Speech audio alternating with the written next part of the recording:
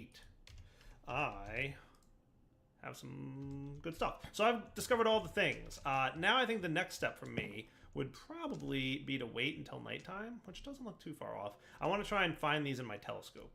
What I'd really love is a celestial manipulator. That would be amazing to have right now, but that requires a dragon egg and draconium ingots, which shouldn't be too bad. And wyvern cores, that requires another star. So if I really wanted to get one of these, I would need to kill the dragon, and I would need to kill a wither.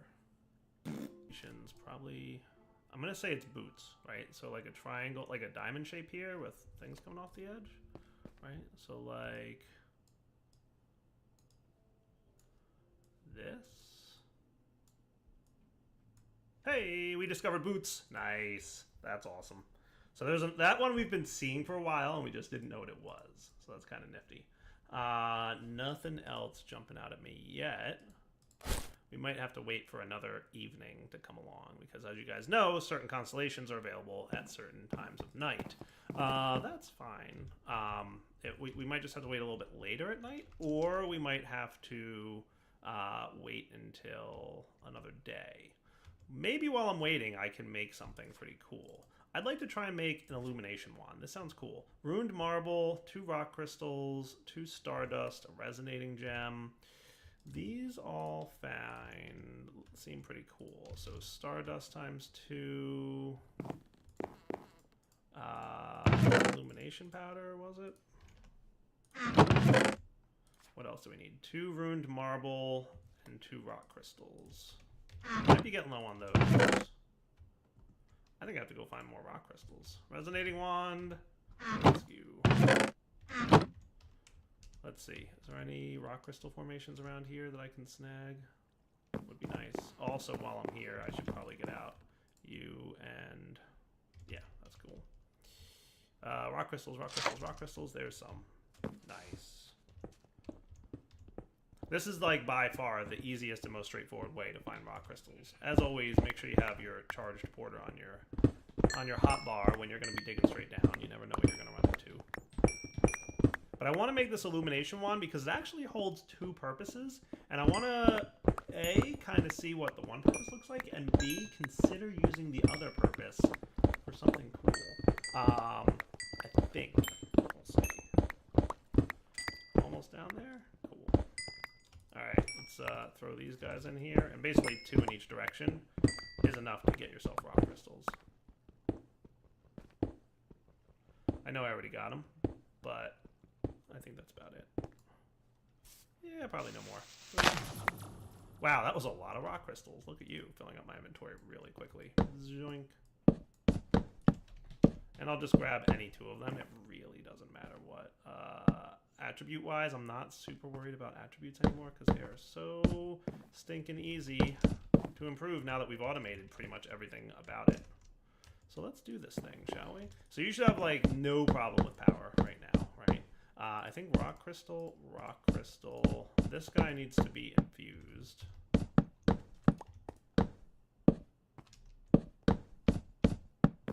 Yay! Come to me, my friend. Do the thing. Thank you. Used up some water there, or some liquid. What else was the pattern here? So ruined and then stardust on the sides of that guy. You and you. Nice. Fancy crafting time. I do enjoy how fun it is to craft in this mod. So the illumination wand does 2 things.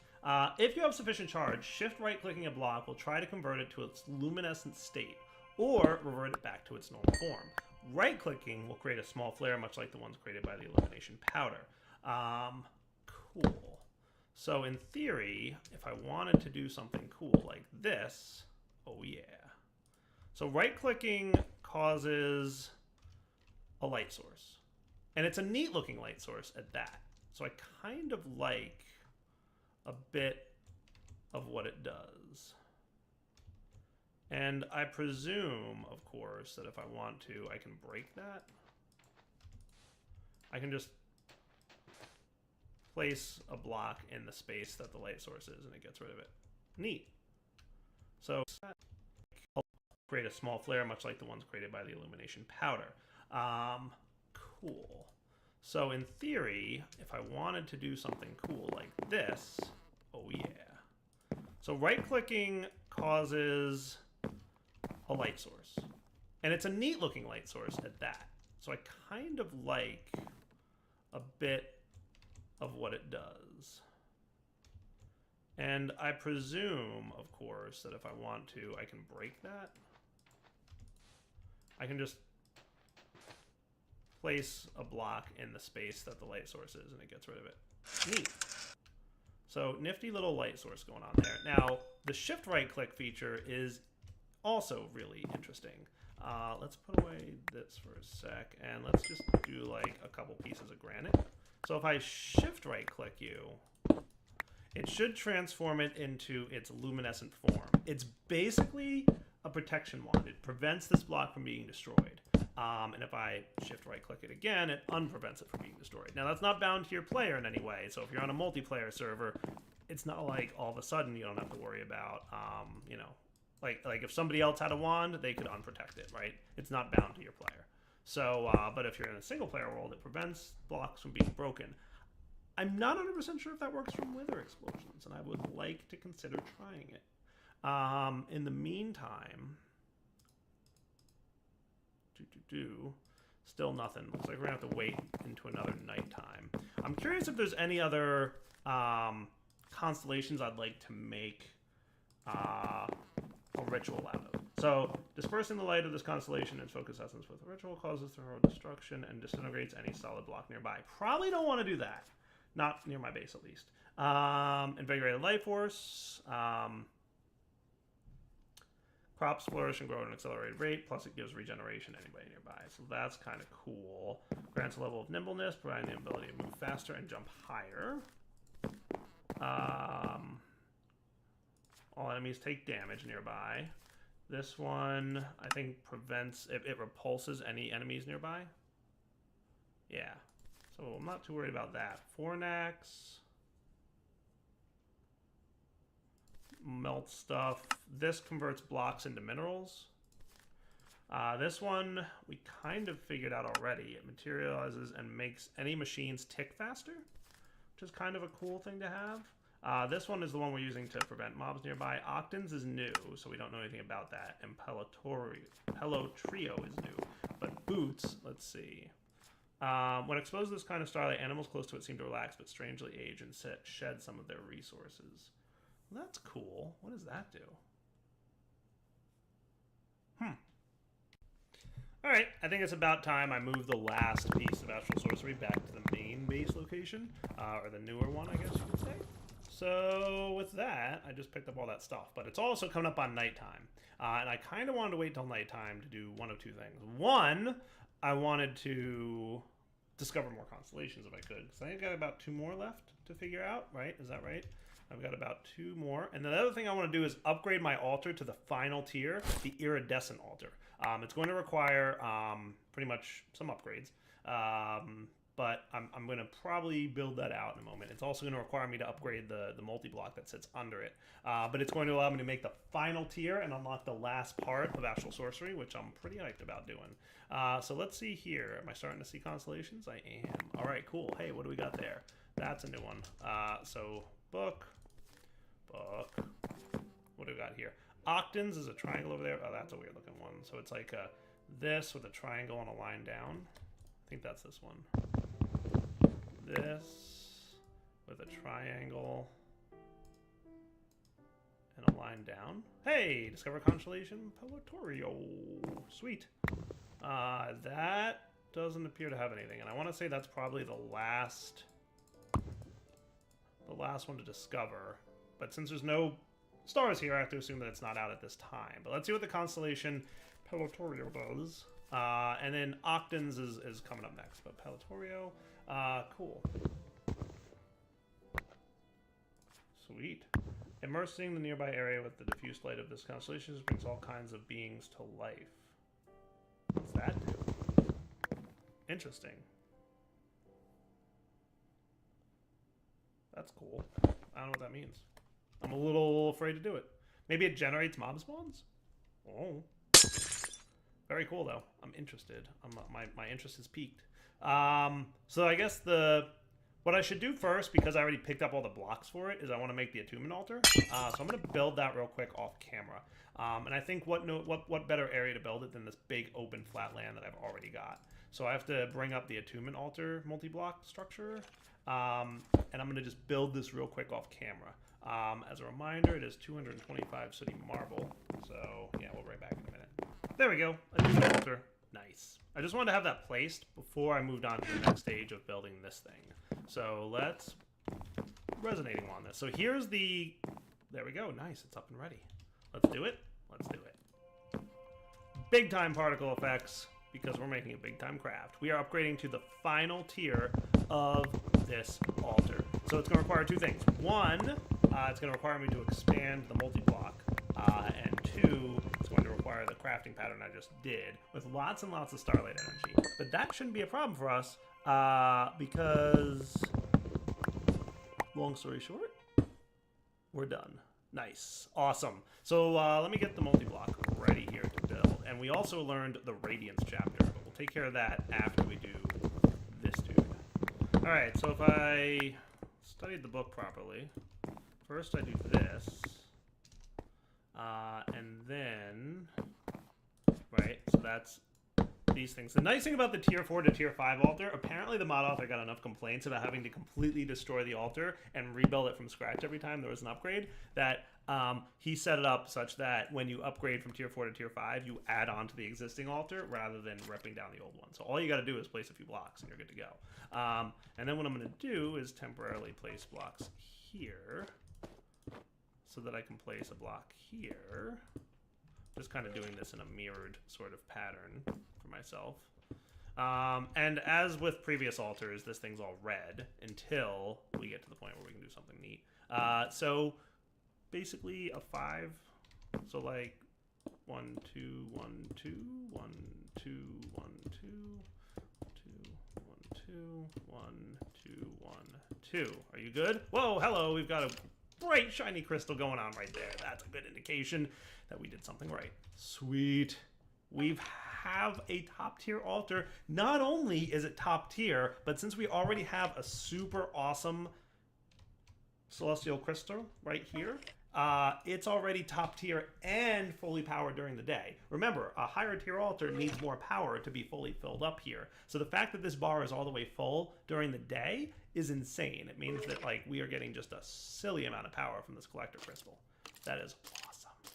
So good things are afoot here, guys. All right, let's come back. Well, no, let's not come back. Let's right now go flipping through something in the book. So I'm going to put all this stuff away that I don't need for a moment, and we can now take a look at. So there's a few things we didn't look at in this chapter, by the way. We may look at some point. The stellar refraction table is cool. It's basically a way to create potions and enchantments. So you can like customize certain potions and enchantments. The ritual anchor lets you redirect a ritual's location. So we may look at that in the future as we look at more rituals, because I do want to play with a few more rituals. I just haven't decided which one I want to play with yet. We did look at infused crystal tools. They are pretty nice, but long story short, they're basically like neat tools for mining and stuff, and I've kind of already got some good ones there. The tree beacon is used for a tree farm. We already have a tree farm, so I'm gonna hold off on that as well. The crystal prism lets you, you can use lenses to transmit starlight from further away locations. So if I wanted this collector crystal really far away, I could transmit it over here with lenses, and the prism lets you split that. So those are just a few of the things we didn't look at yet. But the next chapter opens up some other cool stuff. So what do we got here? We got a bunch of things. So we've got Mantle of the Stars and Containment Chalice. What's that do? The light well is certainly nice and functional, however, its basin seems small. So all that liquid uses more space than it's worth. Okay. That's cool. 24 buckets of liquid. So it's basically a fluid container. All right, looks like the stars are just starting to come out here. So as a result, let's see if I can't get any luck. Ooh, I see stuff. Hold on. Nobody panic. But I think we can unlock the final constellation. And that would be Octans. So it's going to be a triangle with a point coming off the end. So it's going to be a triangle with a point off the end. It's a simple minor one, but hey, that's totally it. Just didn't want to register my stuff. Come on, Octans, behave for me, would you? Hey, there we go. Nice. I think that's the last one. I think we've now got pretty much all of them.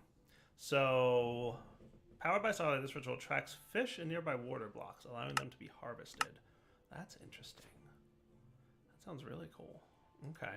Notice that, by the way, there's new constellation options that you can play with. I totally want to do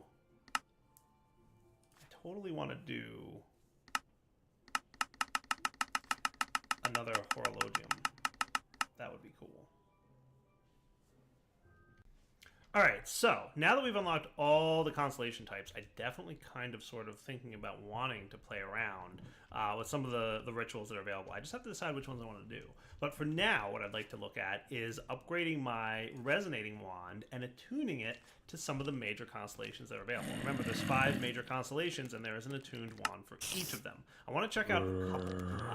So Armara basically can be used as a shield and helps you out when you're being hit by enemies.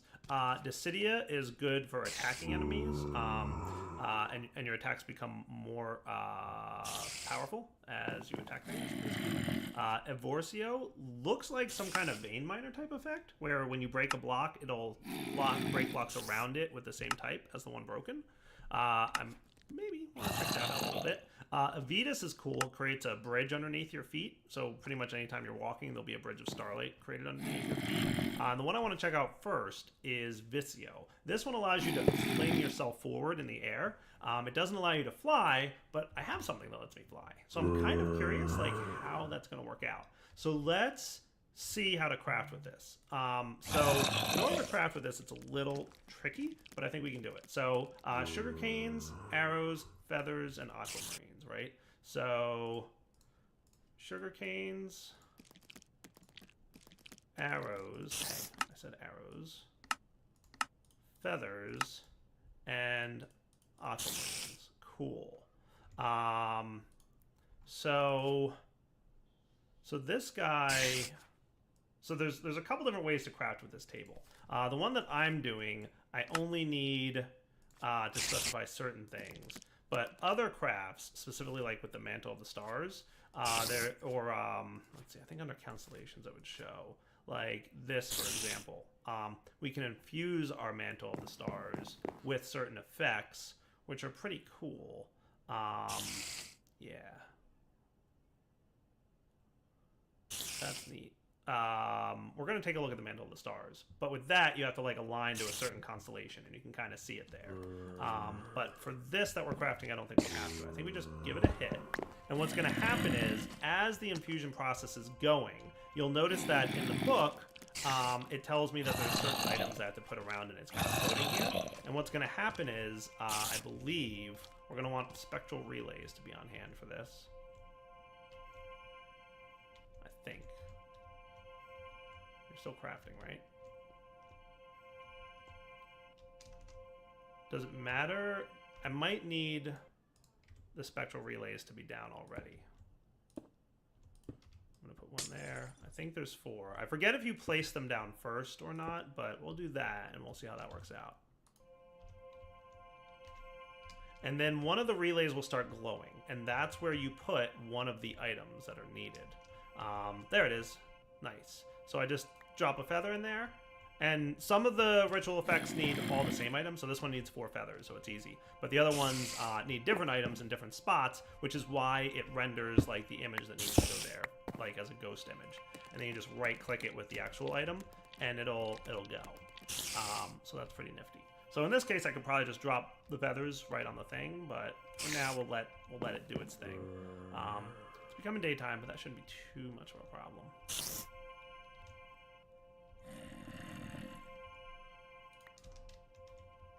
Nice. That is some spiffiness right there. And now it's going to infuse those feathers into that wand along with the other items that it has, and we should be in pretty good shape.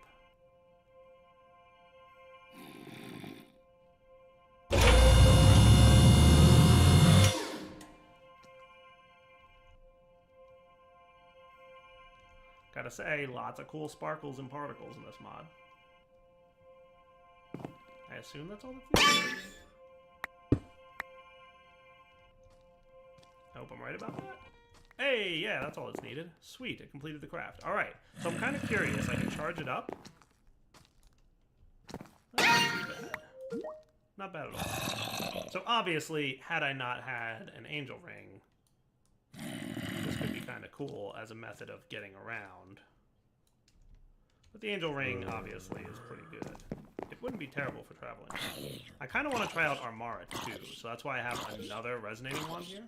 So let's try this guy out. So it should be star metal, nether brick, and leather. Right? So star metal, nether brick, and leather. Boom. And this will make me a nifty wand that'll help be a nice shield, so whenever I am going into combat, it might just be like an extra protection thing for me, which would be kind of nifty. I'm pretty sure I can just drop iron into all these guys, so I'm gonna like do that, and then hopefully that'll craft no problem. I suspect it will, and we'll be back in a minute. Alright, so now we've got an Armara resonating wand. I'm pretty sure I can hold this in my offhand, I would think. And then, ooh, look at that. I've got some kind of cool particle effects going on when I hold that thing. I should go find some monsters and see what it does. Just curious. Oh, neat. I don't even have to hold right click on it, I think. Is that right? Yeah, look at that. I'm glowing without holding right click.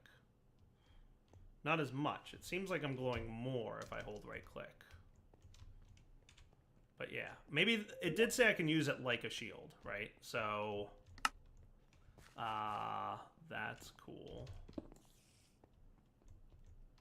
Hey, cave spider, come here.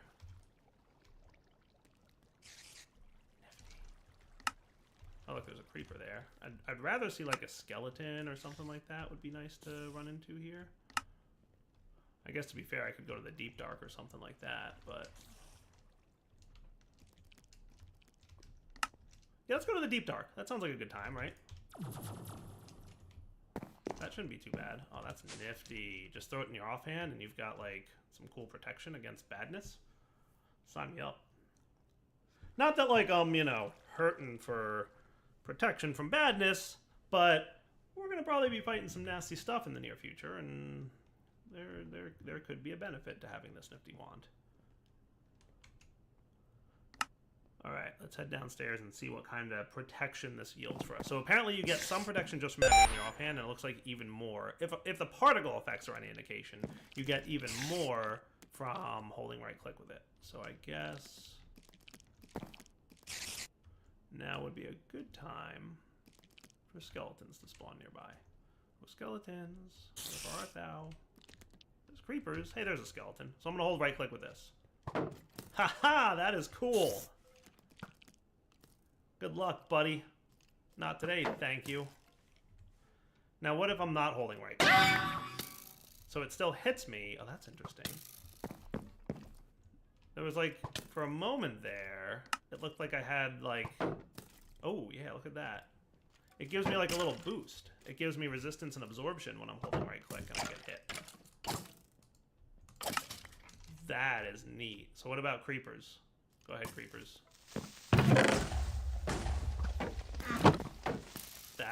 That is a cool thing.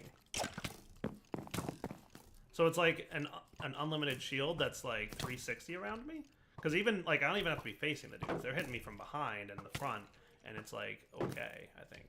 Well, I might be a little bit wrong about that. Okay, so they can hit me from behind, or they can't hit. Yeah, they can, you know, hit me from behind, and I'll still take damage. But it looks like it covers my front at least. That. All right, back in a. All right, guys. Now the final thing that we haven't looked at yet is the Mantle of the Stars, which is pretty nifty. It's basically an armor piece, but it's cool in that you can apply certain properties to it. And if you look at the effects, you can take a look at the constellations here and see what all the different effects would be. So, for example, this effect, Infused Cloak, enhances your destructive potential, allowing you to break down walls with ease and damage hordes of enemies standing close together. Nice. That's pretty cool. Avitus, mantle effect. Your hunger regenerates and produces an aura of healing. Furthermore, plants twist to your whims when within close proximity, turn them into others of their kind. That sounds cool. So this is like a really powerful armor piece. Reducing your weight to ride the currents of the wind, allowing you to fly like one with an elytra. Well, I don't really need that one, so I'm not too worried about it. Draw strength from enemies' blows, empowering your own against them. Once hit, the wearer gains the damage he took as an Armara is a protective one. That's cool. Protects me completely from a single attack over time. Now, I forget if the minor constellations have mantle effects. Oh, it looks like they do. Cool. Fire regenerates your flesh rather than scorching it. That's cool. That's pretty neat. That's cool. Mineralis. Allowing the wearer to see the locations of currently held block. Oh, that's a cool one. If you hold a block in your hand, you can see the location of that block in the world nearby. So, like, if you held a diamond block, for example, like not like a diamond block, but a diamond ore block, you would see other diamond ore in the world. Horoglum.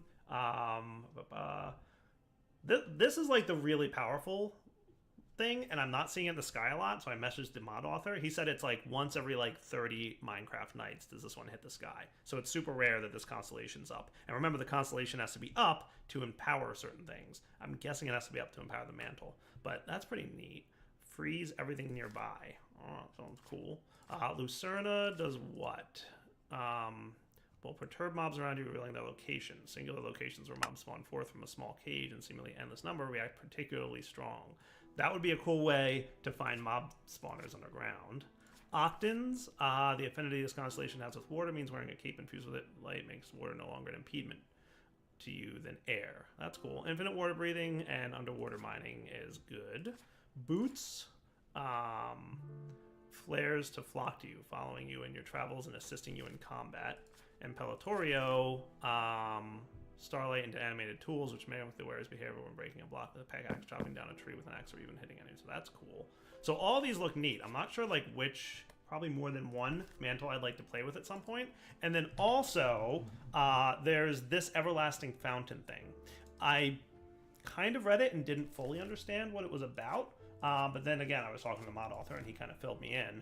Basically, there's underneath bedrock, there are reservoirs of liquid. And those fountains can pull them up. And there's basically a specific type of liquid in each chunk. Now, hey you, shouldn't you be preventing mob spawns? Why are you letting mobs spawn? I might have to empower that thing a little bit. Looks like it's being a little bit weak tonight. Maybe Lucerna's not in the sky? Is that it? Constellations? Which one's Lucerna? Yeah, it's the star one. Oh, it's in the sky all right. So I don't know why mobs are allowed to spawn today. Are you being naughty, Mr. Ritual? But long story short, it's not just water and lava. Like other mods, liquids can be found of varying awareness. So I might want to check that out because it could be cool to pull up a bunch of liquid. But it is unfortunately wrapping up point for this episode. So next episode, we may come back and check out the Mantle of the Stars, or we might hold off for a little bit and consider playing around with some other stuff, maybe look into some other mods. It might be getting close to the point where I want to get into a Wither Battle too, because I'm getting to the point where Nether Stars are starting to become a requirement in some of my builds. But for now, Direwolf20 signing off. Hope you guys enjoyed the episode. Take it easy. Hello everyone, this is Direwolf20, and welcome to episode 58 of Direwolf20's Let's Play series.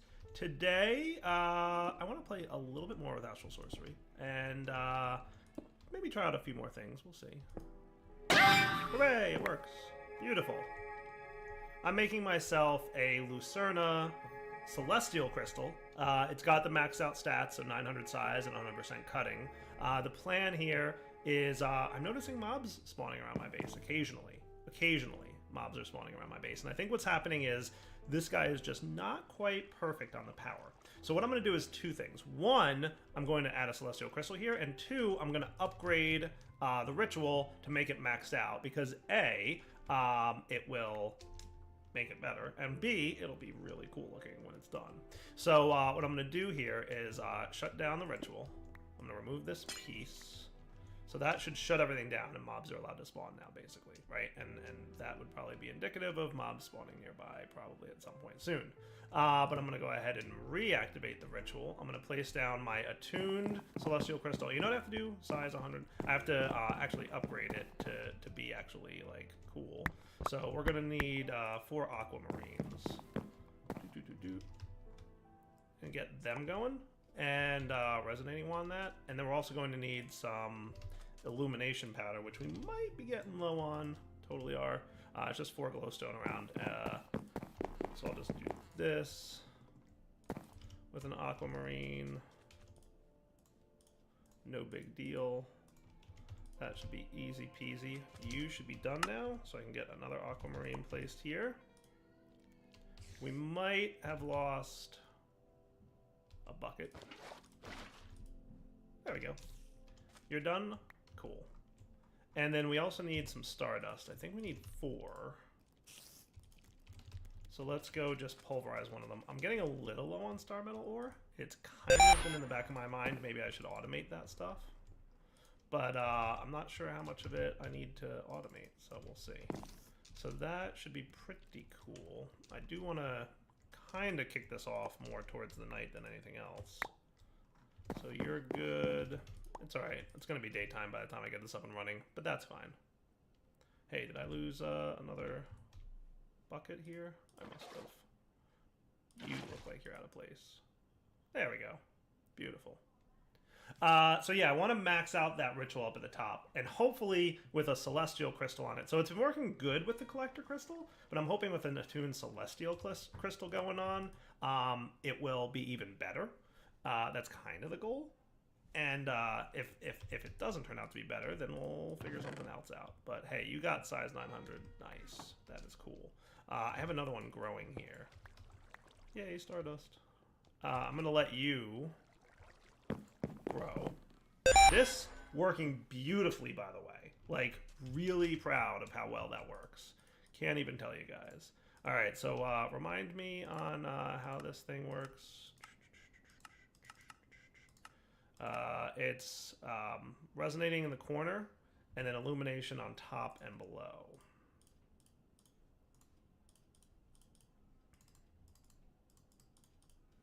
And then it should be stardust on the sides, and we should be good to go.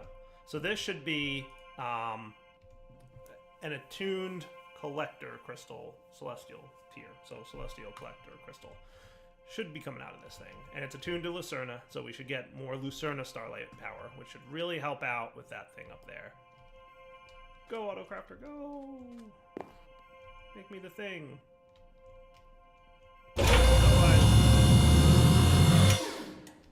You know what I could do? Let me just get another rock crystal, just because it takes a while for them to go. I'll just snag one of these dudes and some stardust. Dude. Have fun in there. Do your thing.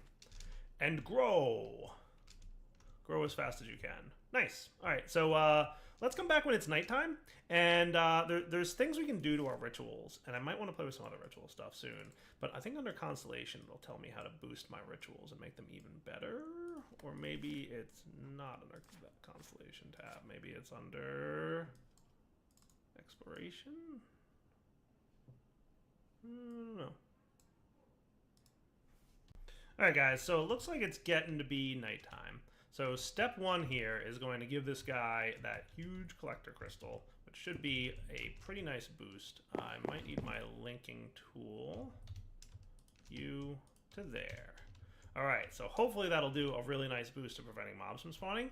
Now the next thing we have to do, I don't actually know if it's all that necessary for this ritual. But it looks really cool, so I kind of want to do it. And if we play with some other rituals, we may definitely want to do it for them. You might notice that once I've linked my collector crystal to the ritual, there's like a beam of light shooting out there. That is excess energy from that collector crystal being wasted. And we can refocus that beam of light back onto the ritual. That will give it basically an amplitude of power, makes it even stronger. And we're going to do that by making crystal collector lens things. So there's lenses we have to make, these dudes. So we need some aquamarines, and so we need some rock crystals, gold, and other stuff. So let's just get some gold and some marble.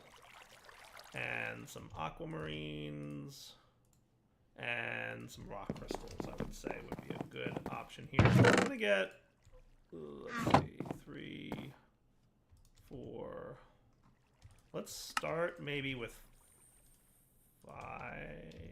Let's start with 4, and we'll see if we need another one here. Now, I'm not 100% sure how important the stats are to this thing, but we'll find out. So lenses need, I don't think I can click this in here, but glass lens are on the top with aquamarines, gold. So this, and then I made a bunch of glass lenses here. What am I missing? Wood goes around the gold, and then marble down to the bottom left of that. So I forgot some wood. Is that right? Find out, because it's not. Lens. What did I derp? What did I derp? What did I derp? Looks like any type of wood. And then ruined marble to the bottom left of that. I think that seems right to me.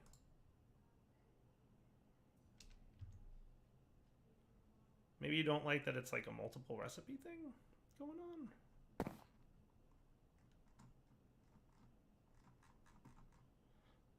I thought I was just helping myself because I have to do a bunch of these, but maybe it doesn't like that.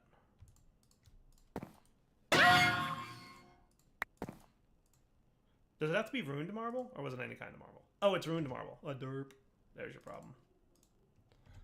So you, sir, with the chisel. Oh, we already had one. Cool. To do larger satchel of tools, because my satchel of tools is getting quite full. Thank you very much. All right, so ruined marble here and here. Ah, there we go. Okay, cool. Now I should have no problem getting this back into position. Getting that back up and running. That and that. Cool. So now I should be able to craft these. I'm going to make these 4 lenses and then be right back. Oh, and it should be noted that you get 3 lenses per craft here. That was not indicated in any of the JEI indicated stuff. I wonder if it's told in here. I forget if where are lenses? Here, crystal lens. It doesn't say you get 3, but I'm totally getting 3 per craft. Or 2. Oh, you know what I bet it is? I bet it's dependent on the rock crystal that you put in there.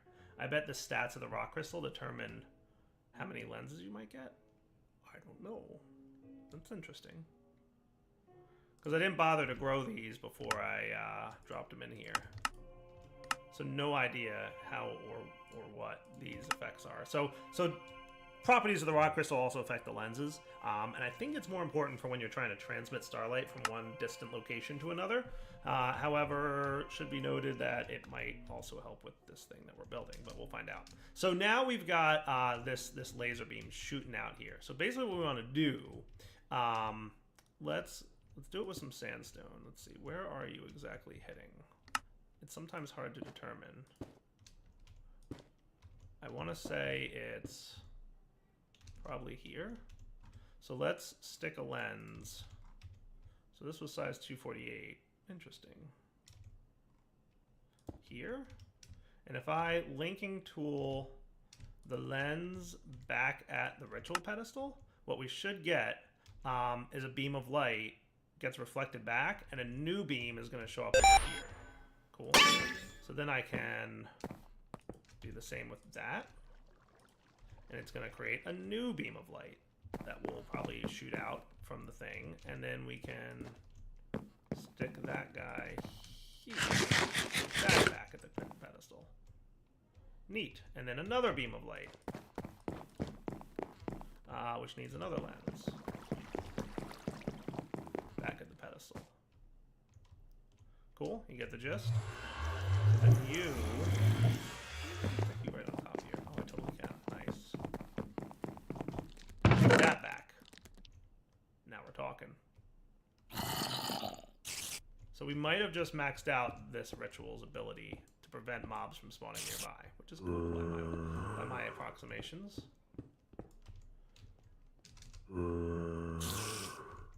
I don't think there's any more beams of light shooting out of here, so I think we've maxed it out. So there's a couple things we could do, like aesthetically looking. If we wanted to, we could grab... I probably left a bunch of stuff in here. Stuff that I was going to use. Maybe it would be neat to use marble pillars to support these things. And I'll just break this telescope. Because I don't think I technically need the telescope anymore. And then we could have the...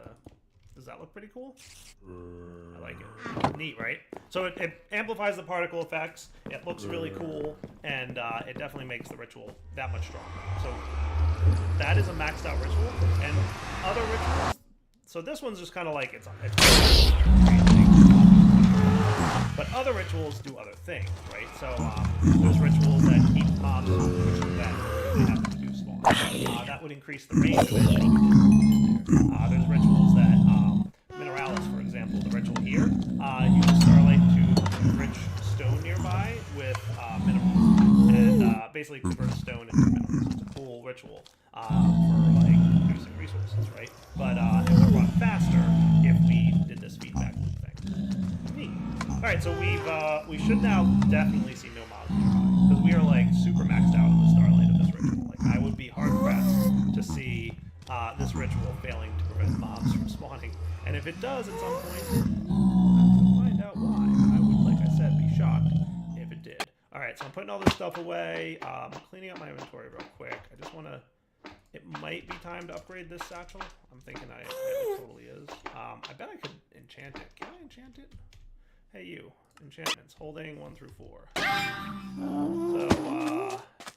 enchantment factory. Hey, holding 4, look at that. Sweet. Well, that certainly improved things, didn't it? What's up? I like it. So I'm going to put my resonating wand away. I can probably start wearing my magnet again. I should have another celestial crystal over here that maxed out to 900, hopefully. You should be done-ish. Yeah, you are. Cool. I'm just going to cut this guy down. Get him back to cutting 100%. That looks good to me. And then we'll let him grow again. But of course I'm wearing my magnet. Do something. What I could make for my magnet. There's a what is it called?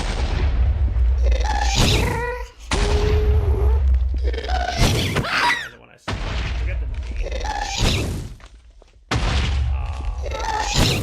There's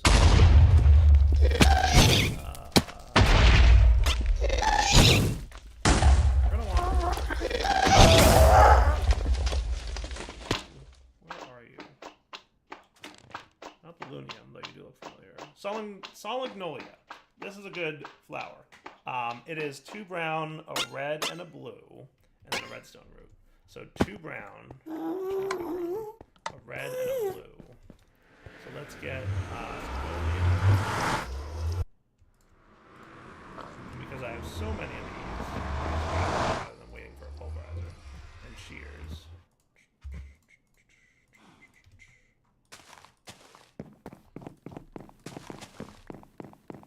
Let's get myself some more brown here.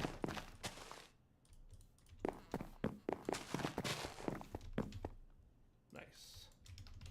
So 2 brown, a red and a blue, right? We're good on red and blue? Yeah, we're cool. And then a redstone root, which is, I believe, some... I want tall grass. Because a redstone root is grass and redstone. I don't have any grass, so let's get some shears. There should be a biome nearby that should support me and my option to get grass. Just gonna get a bunch of it, because why not? The magnet will help there.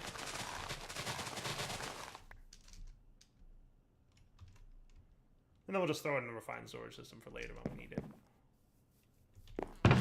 So you can go away, you can go away. One of these goes here. And then we're going to obviously want some seeds to craft this thing. So the Solagnolia is a nifty flower. Basically, what it does is nullifies the effects of a magnet in an area. So you can see my magnet right now is sucking up that item, right? So there's a couple instances where you don't want a magnet to affect an area. And that's why, frankly, the magnet from Botania is absolutely one of my favorite magnets added by any of the mods. There's a handful of mods out there that add magnets, right? The ability to disable it in a specific area, I think, is exclusive to Botania. I don't think any other magnet mods or any other mods that add magnets have the ability to say, yeah, but don't work here. And that's exactly what I want. So I'm still wearing my magnet, but watch what happens when I drop the Celestial Crystal in there. Boom! It's not getting vacuumed up. How cool is that? And even if you look at the magnet, I don't know if you can tell, but there used to be like a visual indication on the item itself that it wasn't working. So if you're in range of that Solagnolia, it's just not going to work. See, if I drop my textures there, like right now, it's kind of like got a disabled look, but soon it'll turn back on, and so the magnet's working. It's just when I go over here, it won't be working. It's nullified in this area. That's what that flower does, and it is an awesome feature. So now I don't have to worry about wearing a magnet near any of my stuff. Cool. All right, so we've boosted that ritual. I'm debating right now if I want to take a little break from Master Sorcery and circle back to it later after there's a few other things we could play with, but we've covered a lot. Haven't made the magnet yet. Kind of. Because it is a cool thing. And there's lots of constellation upgrades you can do with that mantle, as you recall. But let's maybe look at changing gears for a little bit. Let's come back in a moment. I want to think about how I want to do my next build. So guys, I'm thinking it's starting to get to the point where I should start thinking about spawning in withers. So there's two things I'm going to want to do. I've got a mob imprisonment tool with a wither skeleton in it. Remember, I fished that out of the nether so long ago I don't actually remember when it was. And we'll see how it goes from there. So basically, a couple things, right? I'm probably going to want more Tyrian too, right? So Tyrian, I've got some of, but I could probably use a little bit more.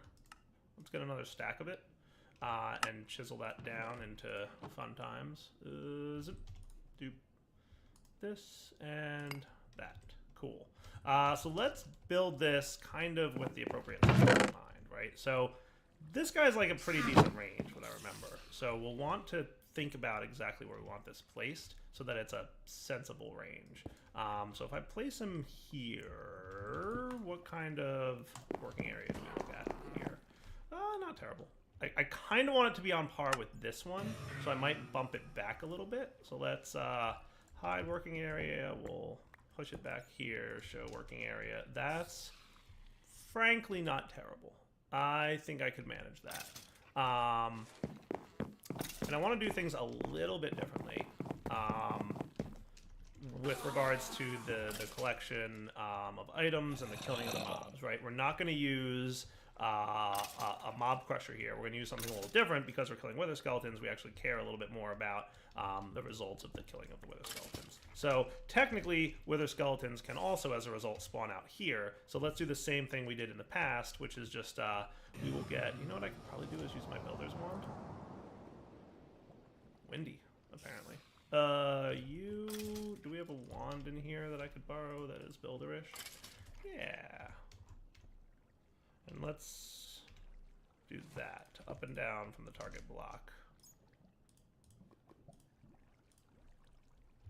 I just want it to look a little bit nice. And that just should prevent mobs from spawning where we don't actually want them to spawn. And that all sounds good to me. Yes, I know. And there's more here to be kind of cleared out, so let me just fill in this area and then we'll come back. How's that sound? Alright, so next stage would be to run conduiting, and I'm trying to keep it like as smart as I can about this. So let's just make sure that everything's as filled in as possible with regards to, you know, fluid ducts and that kind of stuff. So that's why I'm in Raven mode right now, so that I'm like in one block space. So that should be filling up fluid essence. Nice. Alright, cool. So I'm all nice and tight in the block space here. You can be covered up. So basically the only like open space here is where the piping runs. And man, do I love Morph. How I've missed you, my friend. So cool to have Morph back, let me tell you guys. It's a little tricky sometimes to sneak your way between blocks, but Where there's a will, there's a way. Okay, so that should run that dude. How about power? How much power do you even use? I forget. Could I pull this off with a wireless doohickey from X Utilities? Is that sufficient, or are we gonna run low on power by doing that? Well, we'll give it a shot. Cool.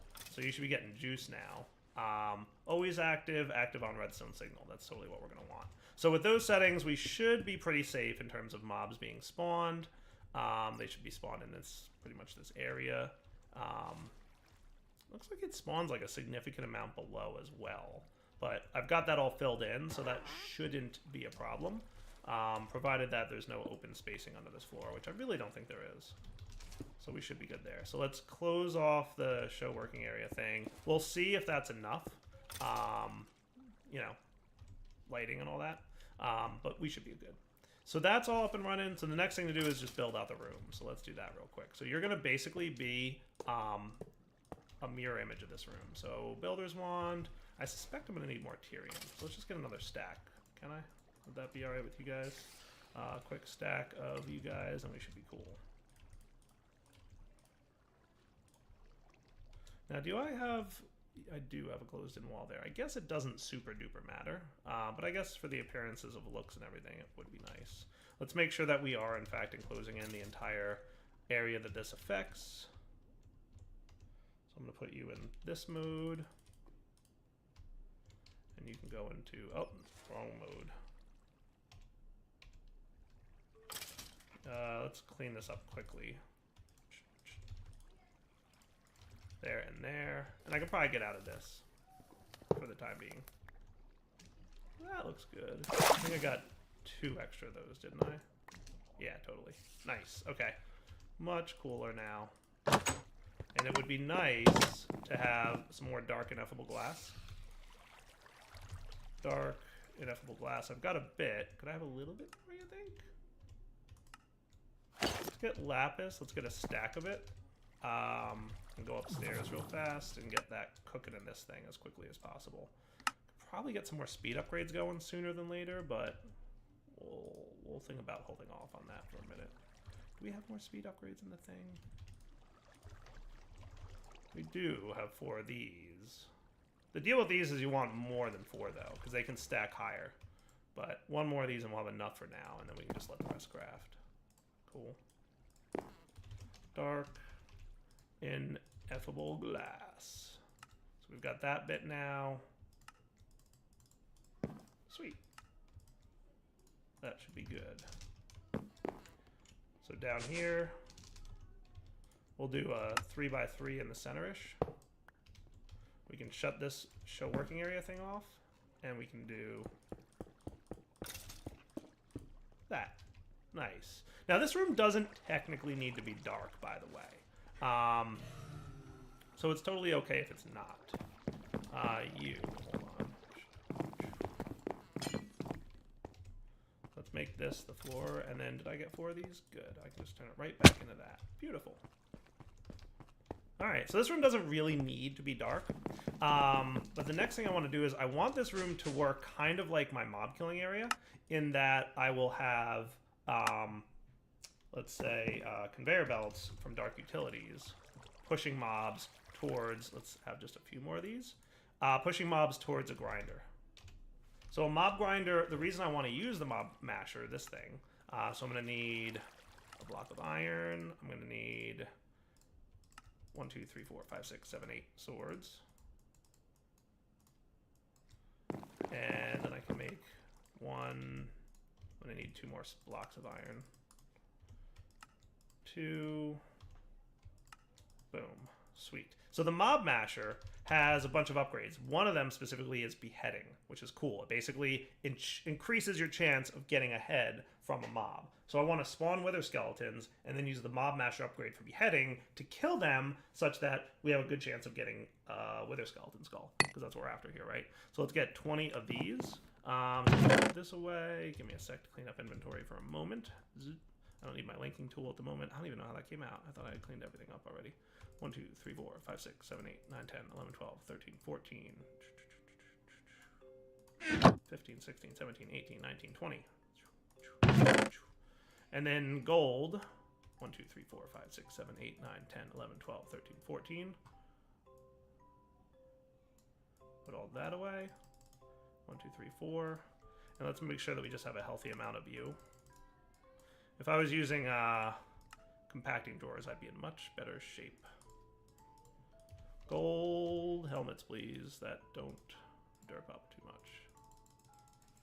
I thought I made enough gold helmets. Did I not? I must be a derp. Of course, I have all this damaged gold stuff in here as a result of the mob grinding system downstairs, but it's all good. So this should help with the killing of the mobs. So I'm gonna stick this dude here, and let's light this room up for a moment. Bing. Ooh, I like that. That is cool. The nice thing about it is it's like, it's just a cool looking light. What do you want from me? It's neat. You know, technically this room doesn't need to be dark, so I could just do like this. And I'm gonna turn that light off. Did you guys actually place or no? There you go. So I'm gonna want a lever on this thing to turn it on and off, right? And I'm gonna want vector plates that push these dudes into here, right? So long story short, I'm gonna want this. So wherever they spawn, they'll be pushed into the center location. And then remember, hold shift when you're placing this stuff. We're gonna want a few more vector plates, at least 2 more sets. Should be fine. And then we have a few extra for later. That should be good. And then you are just going to have a redstone signal get applied to you to turn things on. Now, if the mob happens to spawn right on top of this, he'll eventually just walk into that. So you're good. You get your mob basher upgrade. You just need a redstone signal, and you should be good to go. So let's get another lever. And I'm going to stick you on the outside so I can turn you on easily enough. So with that, you should be running in there. Or not. Is it here? Is this where it needs to go? Are you running now? Yay! We have stuff and things. And then what I'm going to get from Dark Utilities. Is it Dark Utilities? Yeah. I want an Ender Hopper. And I'm going to stick that right on top of the interface here. And the reason I want to do that is, well, actually, with the lever being there, that's a nuisance now, because that's interfering with the Ender Hopper.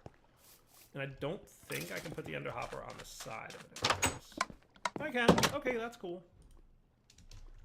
So the redstone signal is disabling it, but it's not now. So that should work. So in theory, if I drop something like a vector plate, it should get Ender Hopper up. Go ahead, Ender Hopper it up. Sweet. And it should go right into here. Now if we look in here for a vector plate, we should have the perfect. So that means anything that dies in there will be cool. So now, come on, let me just find the center of this block. I can stand on it. I can put the mob imprisonment tool, and we can activate it. Ow, withering. Ow, withering. Let me out of here. Nice. So I'm gonna take off my magnifier because it's, you know, being a nuisance. So unlike the Animal Farm grinder thing, we're gonna have to manage those experience orbs, aren't we? Because they're gonna be a nuisance. And I'd really like to be able to, like, remotely turn that on and off without going into the room to do it.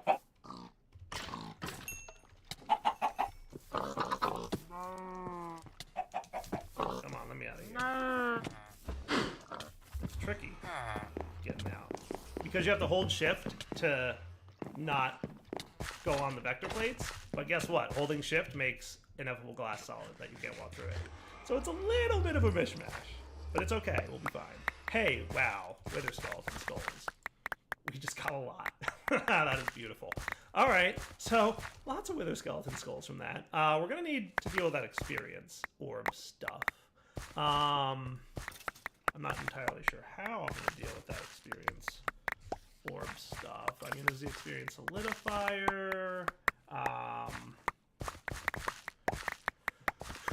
Collector, some kind of collector that can collect experience. I mean, there's the thermal machine, which I don't even know if I still have one. Didn't I make one? What did I do with it? It's not sitting in this room, so I don't know where it is. Right, the one that does experience collection. What's it called again? It was nullifier, fluid allocator, thermal mediator. No, it's speed. Collects experience in an area. Insightful condenser. I don't know where that block went. Maybe I could get one of those to collect the experience. Now, do you need line of sight? That is the first question that I don't have an answer to. Insightful doohickey. So you're going to need a device for that. Apparently need a copper gear in the center. And then, I don't know if you're going to use this book or not. So I guess, in the interest of being really safe about it not wasting the experience, I will drain the book wall experience. We will hit U on you. We'll put the book there. Insightful mediator. Yeah, it did use the book. Okay, cool. Good to know. And you took my book, didn't you? Yeah. Tome of knowledge. I'm going to want another one. Boom. And then I'll just put the experience back in the tome. Ah, take that. Everybody wins, especially Direwolf. So, will you work through walls? Question of the day. Like, what if I just stuck you here? Well, the experience is gone. Hey, it works through walls. But you got a lot of essence of knowledge. Now, I believe I can put a tome in there.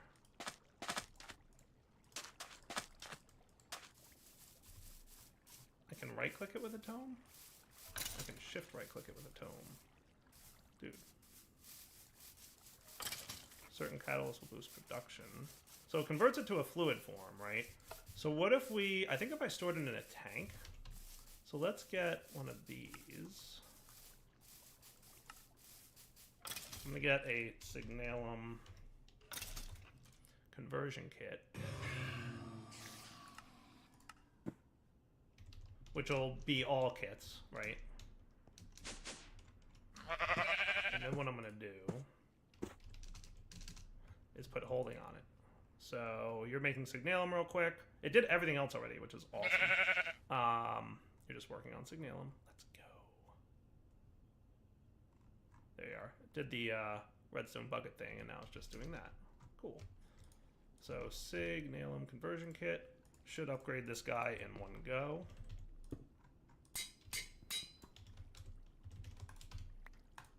And then we will enchant him with holding 4 so that you're really good.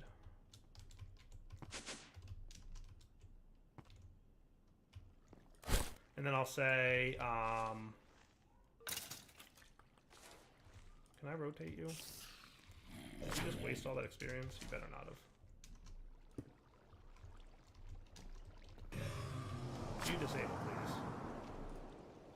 It did waste the experience, but it's fine, I'll live.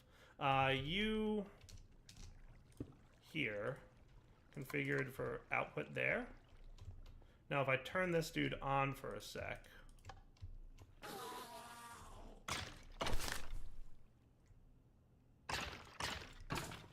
you should be collecting experience, and it should be going into this tank. See, there's a little bit of experience in there. And if I right-click the Tome of Knowledge on a tank, it'll absorb it. That is cool. So see how it's taking the experience out of the tank? And I can shift right-click it into my player. That's cool. All right, so that'll work for me. So that'll collect the experience from the Wither Skeletons, and then obviously the other thing will pick it all up and put it away. Now, are you having trouble keeping up? No, you're fine. Yeah, you got speed upgrades in here, just fine. Sweet. That should work pretty well, dudes.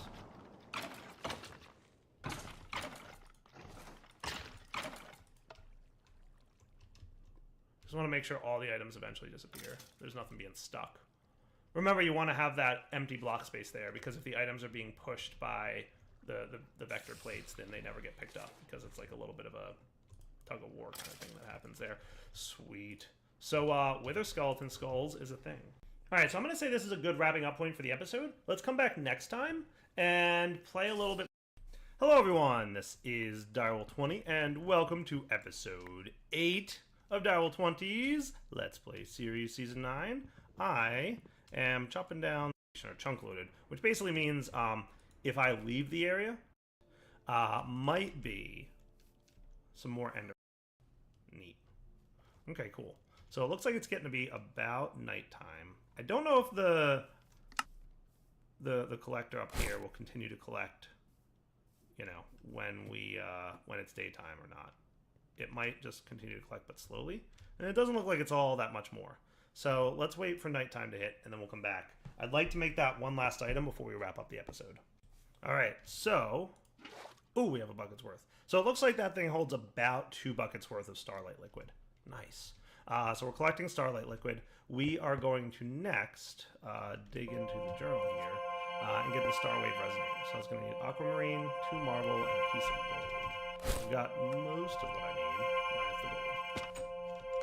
So let's put this away. Get 2 normal marble. Oh, I've got plenty of marble, actually. Let's get a stack of cobble, because that's usually what I have on me, and a piece of gold. So the Starwave Resonator is going to help us find areas where starlight accumulates, and it'll be a good place to place our table here. So there it is, Skywave Resonator. Cool. So we want our bucket, this, and that. Nice. Looks like we have a valid craft going on here. So there's 2 ways to really increase the power inside that crafting table. One would be to make sure to place the crafting table in a place where starlight is accumulating, and 2 would be to make sure to place it in a place that is up high in the sky. So the higher Y levels basically in the world is basically where you're going to find stuff. So that was from my wand over there. So let's see if we can find an area that has some good starlight. And of course, we have to do this at night, so there's bad guys around. Alright, so just hold this in your hand and look around, and hopefully we'll find a good spot. And wherever we find this good spot is where we're going to want to create our actual... Ooh, hello, Enderman. Nice, we got an Ender Pearl for that.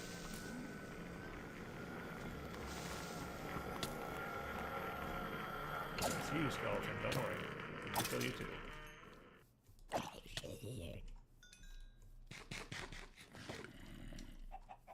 Alright, how about I look around real quick, because nothing's jumping out at me, but it's sometimes a little bit hard to see, especially from the ground. So a good little trick here would be to pillar up a little bit and look from higher up.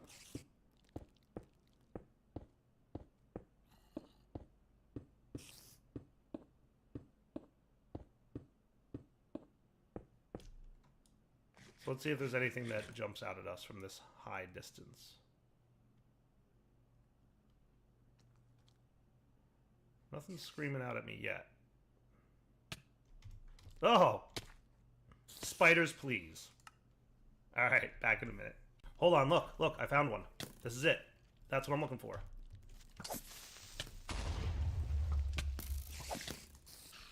There's one right outside my base, which is actually really lucky on my part. Hold on, let's get away from all these monsters that are trying to kill me. But there's one right there. I just happened to catch it as I was running for my life.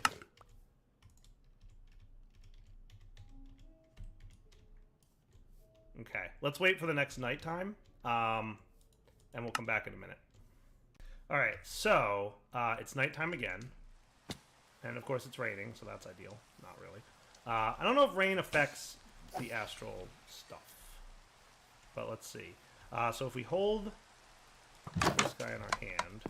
Oh yeah, definitely in a pretty good starlight field, actually. This looks like a really good starlight field, to be honest with you. So I'm going to try it like right around here. We're going to pop down our table. Look how much power that. The table's super powered up. Awesome. So this is a perfect place to set up some of our astral stuff. And it actually works out really well because it's close enough to our base that we're not like, you know, really running a long way away. And we can build some nice looking stuff over here to help out with the whole starlight bit. So we found a good location for our astral sorcery location. That is awesome, right? Hugely perfect spot. Having white sparkles is really good, and there's a lot of white sparkles there. So sometimes you'll find just like a bluish orb with no white sparkles, or like 1 or 2 white sparkles. This is like a really lucky and good location. So, and as you can see, this table is fully charged. Now the next task is to upgrade the table, which needs another bucket of liquid starlight, but we're gonna have to come back next episode for that. So for now, Darryl20 signing off. Hope you guys enjoyed the introductory to astral sorcery. We will come back next time if we have a bucket's worth of this. I'm almost certain that it doesn't matter. I don't think you need to put the light well in the field. I don't think that makes a difference. But I might as well move it over there. And we'll probably want to move this anyway, but eventually. But for now, I'm just going to pop him like right about here. And we'll let that start accumulating more starlight. I don't think that's going to make much of a difference. But we'll see, I guess. I'm pretty sure that doesn't make a difference. Like, almost positive. But like I said, wrapping up point, Darryl20 signing off. Take it easy. Hello everyone, this is Darryl20, and welcome to episode 9 of season 9 of Darryl20's Let's Play series. Today, did a little bit expanding of the base, bumped the ceiling up 1 height, just because it felt a little bit too low to me, so I decided to bump it up 1 level up. So made the ceiling a little bit taller in our base between episodes there. And what I'd like to work on today is continue along the path of astral sorcery. There's some pretty cool stuff in this mod, and we're going to be able to get into it once we start breaking more into the next chapter.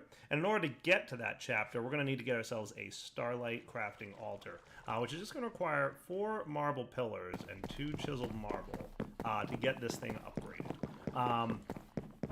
So 2 chiseled marble, 4 marble pillars, and we're totally going to a rock crystal.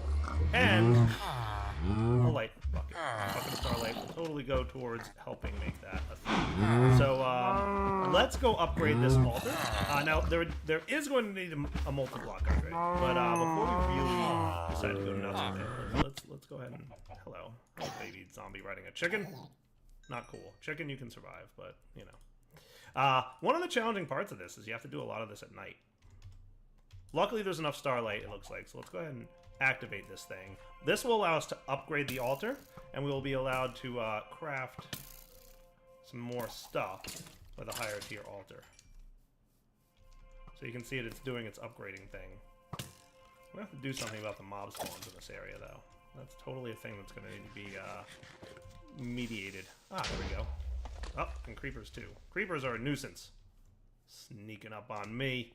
But one of the main things I wanted to check on was what this thing... So, I guess we can't really tell what kind of starlight it's going to have until we build the multi-block under it. That's why it's got that big red thing under it. So, let's go prepare to make the multi-block. And we will try building it there. Your best place for building these are higher Y levels than the ground. So the higher up you are, the more access to the star's power you're going to have. So something we should probably deal with. But for now, let's see what we got. So to build this multi-block, we can reference the book. So we did unlock a new chapter, by the way. This chapter, Attunement. But we'll get to that in a minute once we finish up the multi-block that we're going to have access to in here. So we're going to need 8 chiseled marble and 28 marble in here. So we're going to need...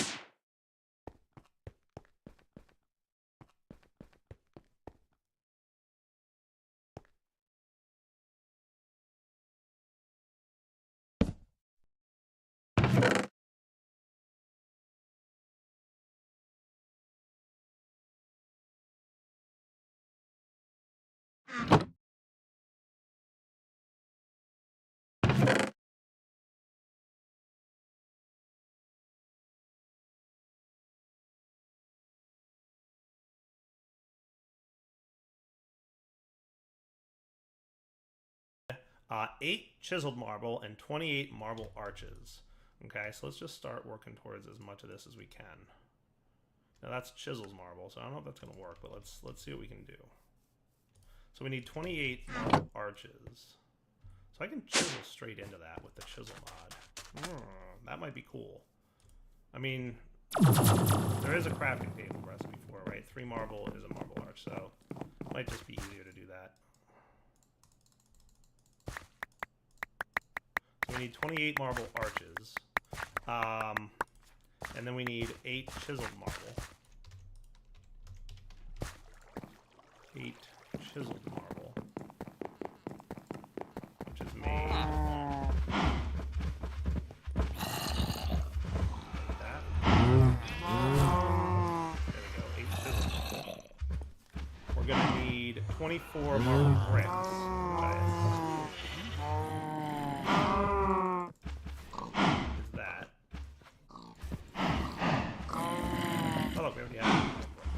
We're gonna need more. 21 sooty marble and 8 marble.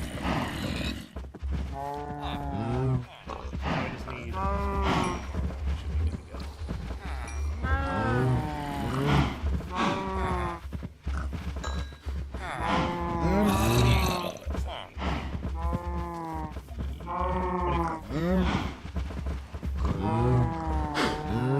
Marble arches also. I want to have like so we're gonna need 4. Let's actually get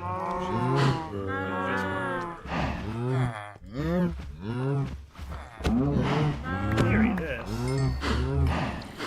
Okay, that works. That's chiseled marble though. Can I get marble from actual sorcery? I can. I don't know that it matters in terms of building with, but we'll see. And then for the sooty marble, we're gonna want about 3 of these guys. 8, 16, 24, right? Though I might still have some, because I think I only used 1. So we can do that. Cool. And then that's your 21 sooty marble. That should be everything we need for the multi-block structure. Now I really need to make it so that mobs can't spawn in this general area. And I don't know if there's going to be a good way to make that doable. There is some stuff we can totally do. Let's start collecting more starlight power. That'll be nice. Come here, baby zombie. Alright, so the multi-block structure is going to look like this. So directly underneath it, we're going to want a 3x3 of marble.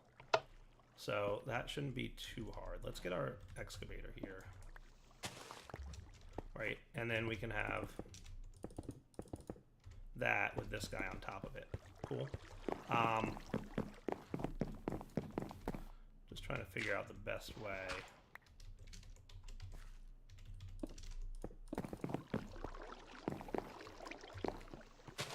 Let's just do this.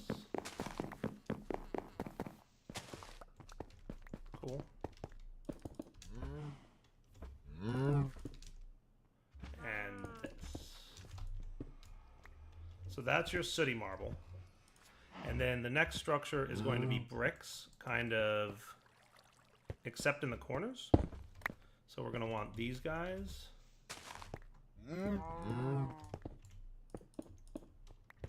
Except in the corners.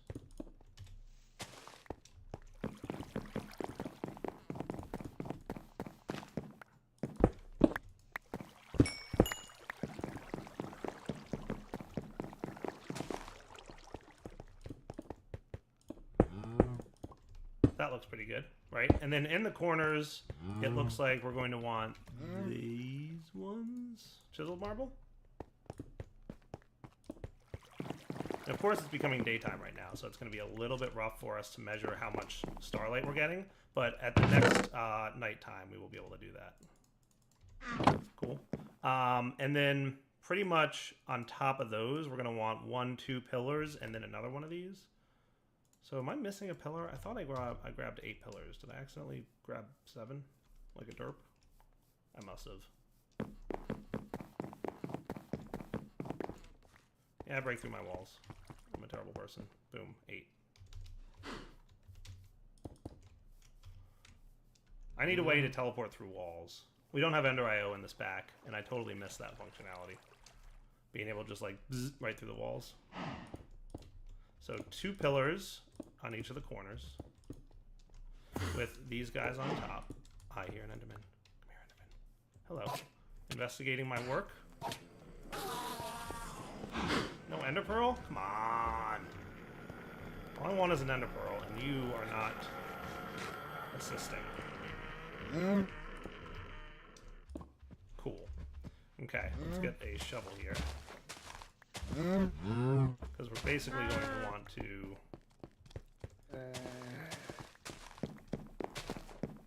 clear out this area. And then our last bit of work will be just these marble things with the lines on them, kind of all around it. Like this.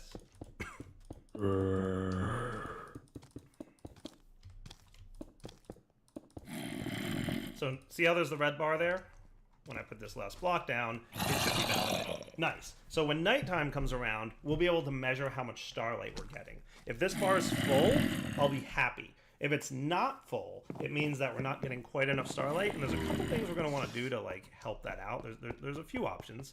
What we'll probably look at doing is maybe moving it to a higher Y level, because again, the higher Y level that you're at, the better for this kind of thing.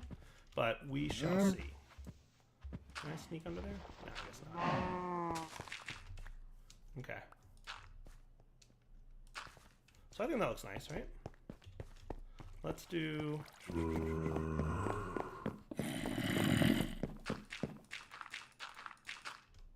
Perfect. Okay, that looks good to me. So maybe we'll come back at nighttime and check on the status of that. Now I'm trying to think of good ways to prevent mobs from spawning in this general area. In Ender IO, there was a block that prevented mob spawns. We don't have access to that block, so that's going to be a challenge for us. There's another way to do it. There's a peaceful upgrade. That's from our tools machine. That's a little bit higher tech than we have access to, because we're going to need the essence of a lot of things. Most of these are easier to get, but some of them not so much. We need an ocelot, which is tough, and the hardest one probably would be a mushroom cow. We need to get a mushroom cow's essence? Oh boy. How am I going to find one of them? Ugh.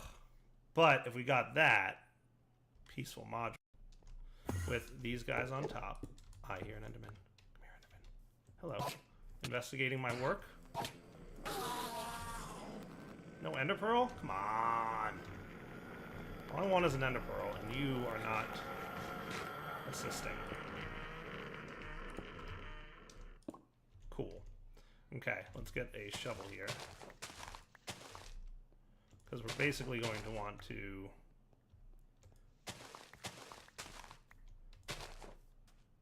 clear out this area. And then our last bit of work will be just these marble things with the lines on them, kind of all around it. Like this.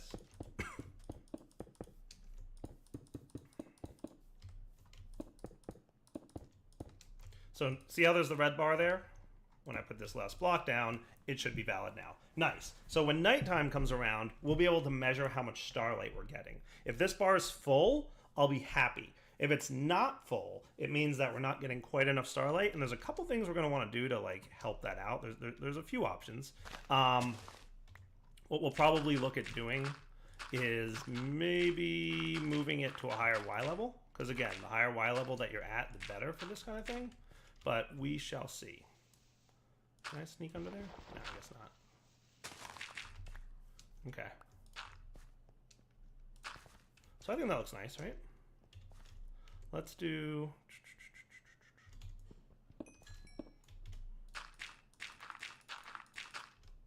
Perfect. Okay, that looks good to me. So maybe we'll come back at nighttime and check on the status of that.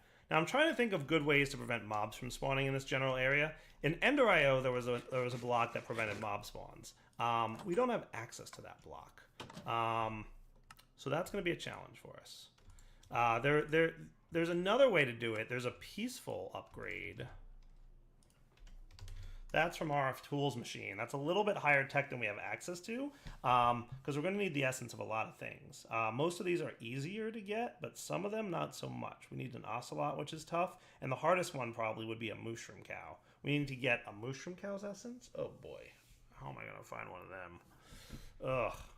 But if we got that peaceful module, that would totally work towards preventing mob spawns in an area of effect for the cost of RF.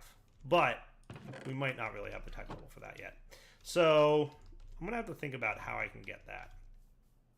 I'm probably also going to want to continue working on some technological stuff too, but this episode I want to at least break into astral sorcery. Now, we've totally gotten access to a new chapter because we upgraded our altar. So the next altar gave us access to the next chapter, and as you can see, there's a lot of cool stuff in this chapter. Like, really cool stuff. Lots and lots of nifty things. So let me start poking around and decide exactly what our next tasks will be. Alright guys, looks like it's getting dark out. Nice, the stars are coming out. That's usually a good indication that we should have some starlight power coming our way. Let's check out what the altar looks like. I'm curious to see. So it's getting there, but it's not totally dark out yet. So we'll see what happens once it's more dark, but it's like right around here-ish in terms of its power level. Alright, I feel like it's dark enough now that we should have a pretty good indication of what our power level looks like. Oh yeah, getting there. Oh, it's still climbing too. Nice. Cool. Just trying to keep an eye out for creepers. So that's the last thing we want showing up. Yeah, it's climbing pretty good. I do want to try... Here's something I've never actually tried before. Making a spectral relay. This might help us out. Let's cook one of these up real quick. So a spectral relay is a multi-block structure that might help. So we're going to need a marble... some kind of marble, wood, gold nuggets, and a lens, which is made with 4 glass and... Okay, so let's get... I've got some of that. We're going to want some marble. We're going to want a couple gold nuggets. Let's see how this goes. Astral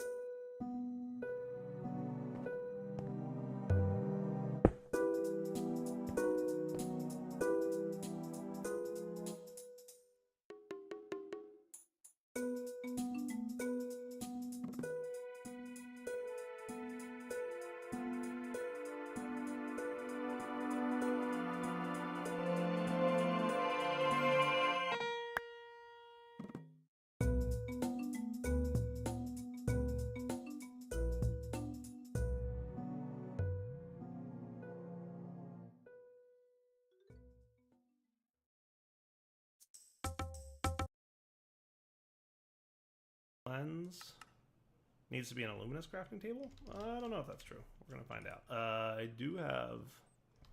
This may or may not work. I don't know if that's true. Some marble. I've got some of that. Astral lens needs to be an illuminous crafting table. I don't know if that's true. We're gonna find out. I do have. This may or may not work. If it's ore dictionary, it doesn't seem to work. Let's get some normal glass here. Do I have any more smelted up? If not, I can put some. Oh, I do. I have almost enough, actually. We'll put 2 of these in here. We'll make some normal glass lenses. This might be an astral only recipe. Yeah, I think it is. So let's go do that after.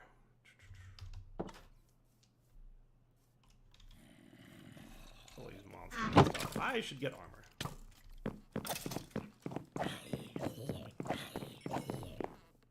That is something I should totally get. Playing with this mod at night is not easy. So can I do this then? Nice. Do a little bit of crafting. Okay. And then we can use that lens with 2 gold, 2 wood, and some marble. I chopped down my tree farm recently. 2 gold, 2 wood, and some marble. Nice. And then we're going to want the multi-block structure.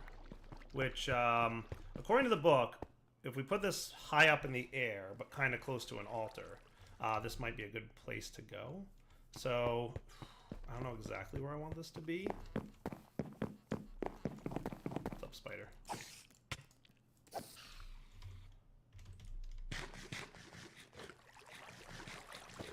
What I'm thinking might be a good idea. Let's make sure I've got everything I need to get started with the setup. So I need 4 chiseled marble and 4 marble arch.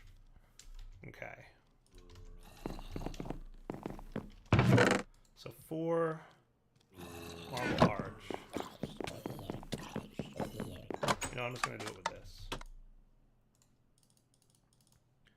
4 chiseled marble and 4 marble arch. And 1 sooty marble. Alright, that I have to go get from the base. I know I've got one, I just need to grab it. Now, as to where it's going to actually live, that's another question. Because higher up in the sky would be better. But this thing should help to direct starlight towards my altar, giving me even more altar power, which would be nice.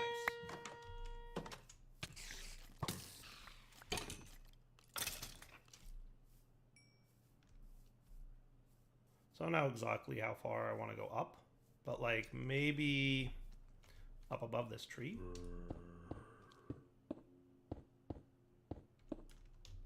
Is that snow?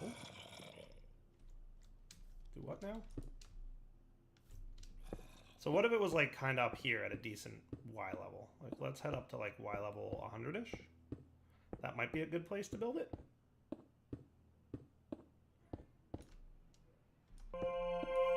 Sure, why not? And we'll put our sooty marble, and then the structure is going to be the wavy one on the sides and these guys in the corners.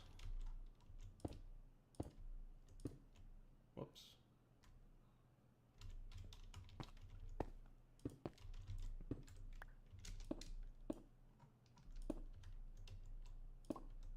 And these guys in the corners.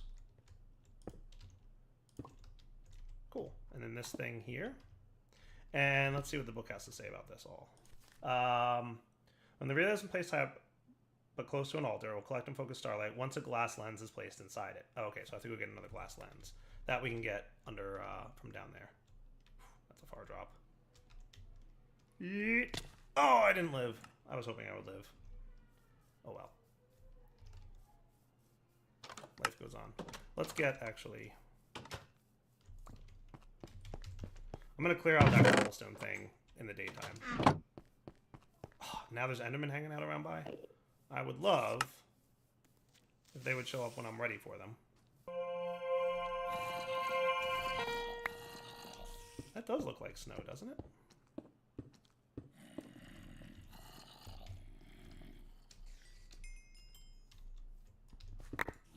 Hooray! So glass lens, we're going to want another one of those. Once I take care of the monsters. There is something I can do in Astral Sorcery to help assist with this problem.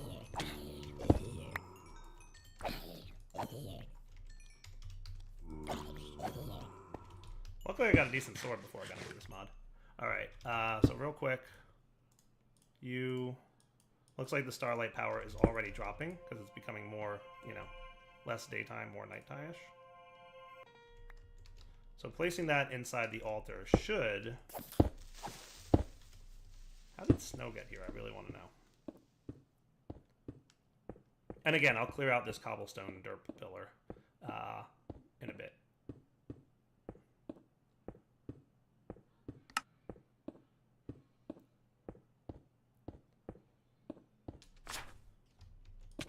Ah! What just hit me?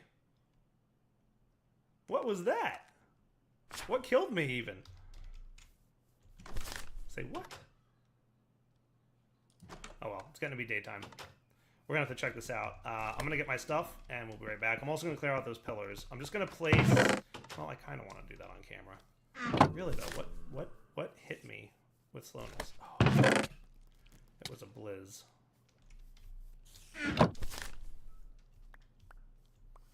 Sneaky blizz. Well, that explains the snow, I think, and the slowness effect. I might need to wait for daytime to get my stuff. In fact, I think I will. I'll see you guys in a few minutes. Revenge is mine. Wahahaha! Revenge on the blizz. That's actually kind of good, because I got a blizz rod out of that.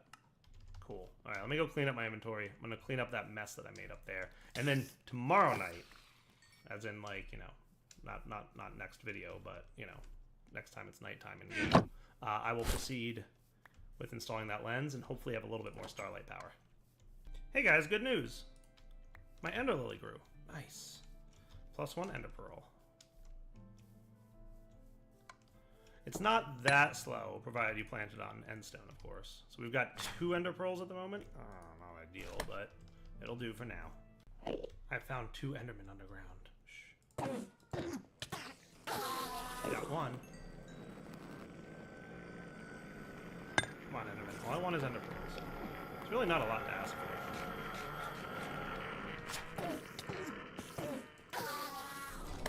Come on! 2 endermen and I didn't get any ender pearls. How rude is that?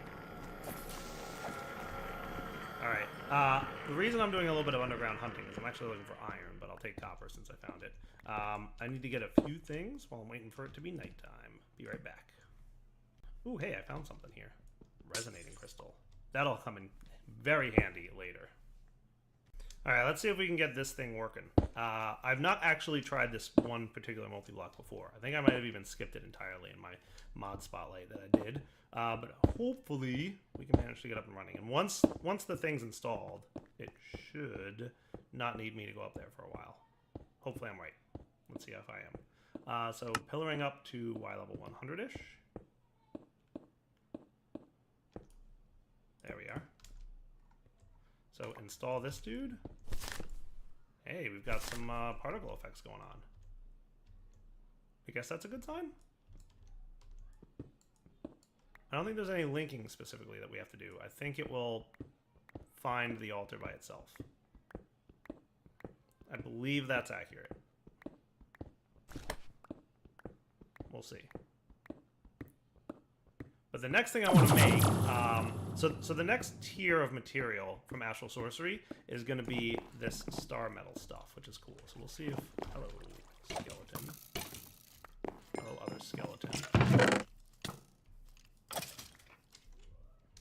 So hopefully you're helping. I can't tell. It's a little hard to tell, but we'll see. I want to make a linking tool. So that is going to require a rock crystal, which I brought over, a couple of these things, some sticks, and a couple pieces of wood. There we go. Nice. And craft that up for me, would you? Some sticks, and a couple pieces of wood. There we go. Nice. Some sticks, and a couple pieces of wood.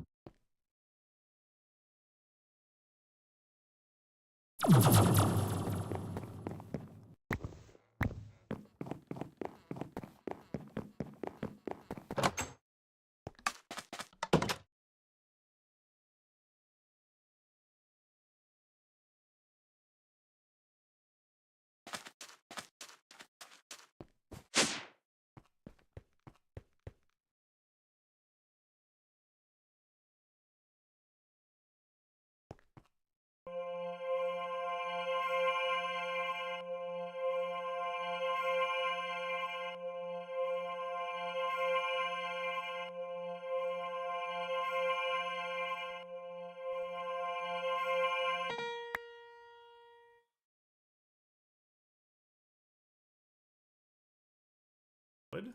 There we go. Nice. And craft that up for me, would you?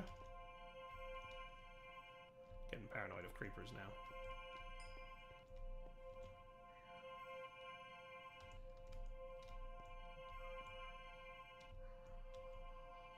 Nice. And that's going to help me get star metal, which is a nifty material that we can use for a bunch of cool things. Now, one of the gadgets I want to work towards is this guy. That's going to require some stardust, though. So we have to get star metal before we can do that.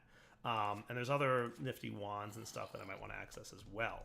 However, the only way to get star metal at this point is to use that crystal that was in that temple that's really far away. We basically need to get this linking tool, and we have to convert iron ore into star metal ore. So I'm going to make a quick run, a midnight run at that, over to that temple that we've got. So let's open up Journey Maps waypoints and turn them on so we can see where the temple is.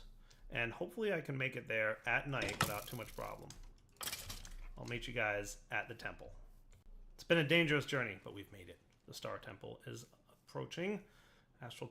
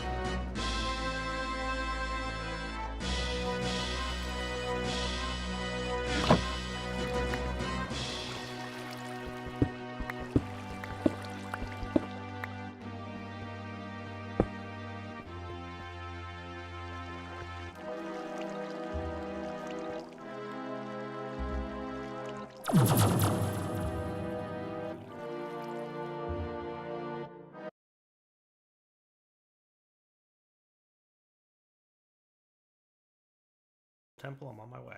Almost there. Really, really high atop this mountaintop, but we're almost there.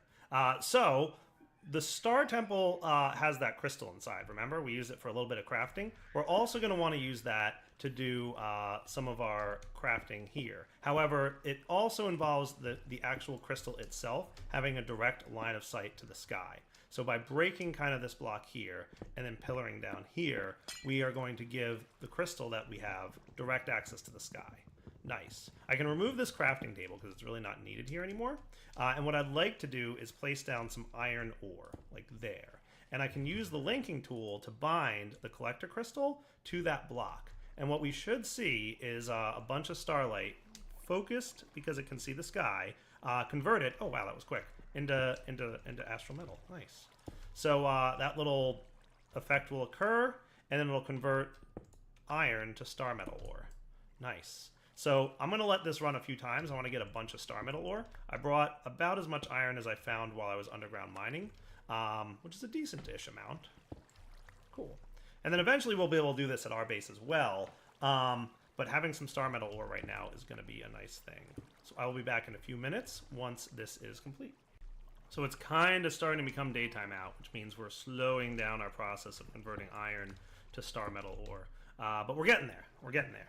We almost are done. So we'll see if once it's daytime, it definitely slows down. See how much longer it's taken? So that's a bummer. But we might have enough to at least head back to our base and make a couple cool gadgets. So I'll meet you guys back at the main base. A long run home, as you can see by my hunger, no doubt. But hey, we've got some good stuff. So we're going to want to make probably a grindstone would probably be the best thing to make next. So I'm going to turn off my waypoints for a moment. I should hopefully have enough star metal to get us going. Let me also clean up my inventory. I hear something nasty outside.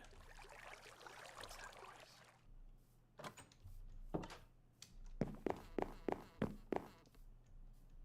Totally hear something.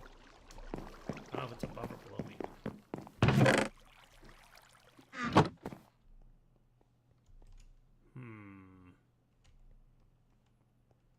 Totally hear something. Oh well. Back to work. No idea what it was. So, I think we're going to want a grindstone because we're going to need... So now that we have star metal, we can use a grindstone to grind it down. So, stardust, we can throw into a crusher. So that's one way to do it. Or we can pulverize it. That's cool. And we get 2 stardust when we pulverize it? Oh, that's not a bad idea.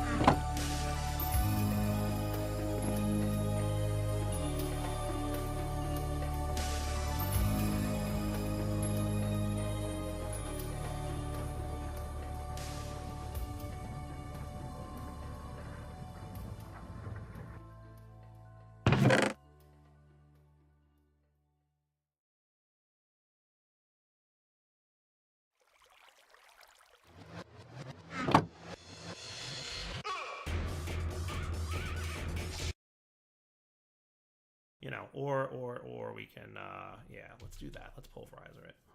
Now, will you immediately try to start... Oh, Cinnabar. Neat. How do we get the Cinnabar? Well, that's interesting. Let's take you out for a sec. So I'm going to try and pulverize this Stardust. I don't know if it'll try to smelt into Star Metal ore. If it does, we can just grab it before it completes. Just curious what it'll do here. Does it try to shift over? Nope, it stays in Stardust form. Cool. Okay. And then you can be used for a couple things. So we can induction smelt 2 of you into Star Metal. That's cool. But you can't smelt it directly. If you want Star Metal itself, you have to smelt it, the ore. So you can't do dust to ore, or dust to ingots. You can do ore to ingots, or you can do ore to dust, but you can't, you know, do both. So I want to get a couple gadgets, if I may. So let's get some dust. Nice. So there's a few things we can get access to now that are fun to use. There's a couple nifty wands. The first one I want to get may help me a bit with some traveling, and that is the Vortex Wand. It's going to require 2 Ender Pearls, which luckily I have exactly that many, and 3 Runed Marble, which is 2 marble around a chiseled marble. I wonder if I can just chisel that directly. Runed Marble.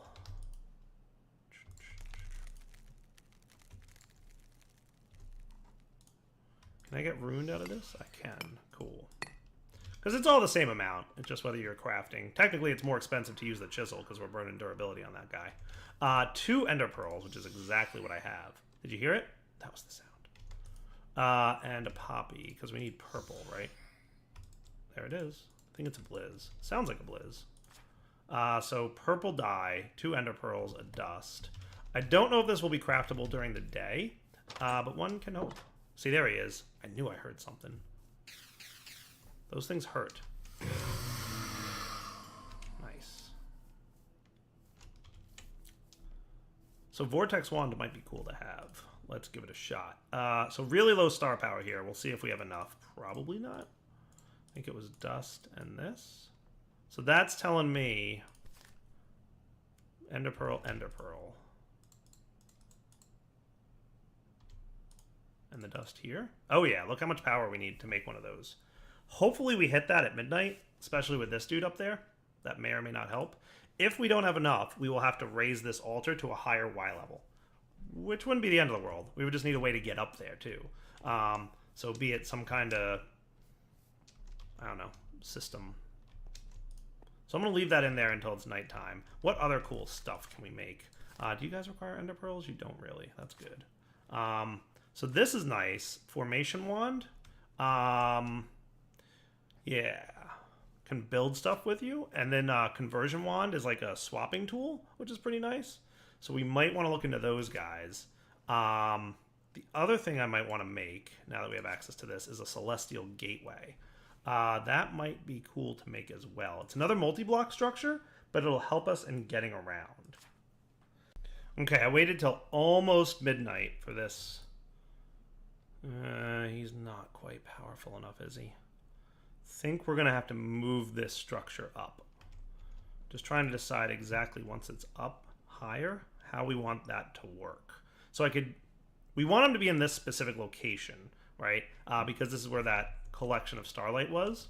And that thing doesn't seem to be helping as much as I would have hoped it would have. So I'd like this to look cool. We could build some kind of like pyramid structure, which would be neat looking, and that would get it tall enough. Let's sleep through the night, and then we'll come back, build it up during the day, and see what it looks like when it's higher up in the sky. So I will be right back after I sleep through the night. All right, we're up at Y level 100. Dangerous, but we'll see what happens. Oh yeah, look at that. We have a lot more starlight power even during the day. Look, it's literally noon, and look how high that is. That is cool. All right, so let's get this recipe pre-programmed again. Yeah, and let's see what kind of power we get at nighttime. All right, it's not even the middle of the night yet, and we've got a full bar of power. Sweet. So this is definitely where we're going to want to keep our altar for now. In terms of how I'm going to get up and down from it, that's a challenging question that I don't have a direct answer to at this moment. There's a couple options we could go with.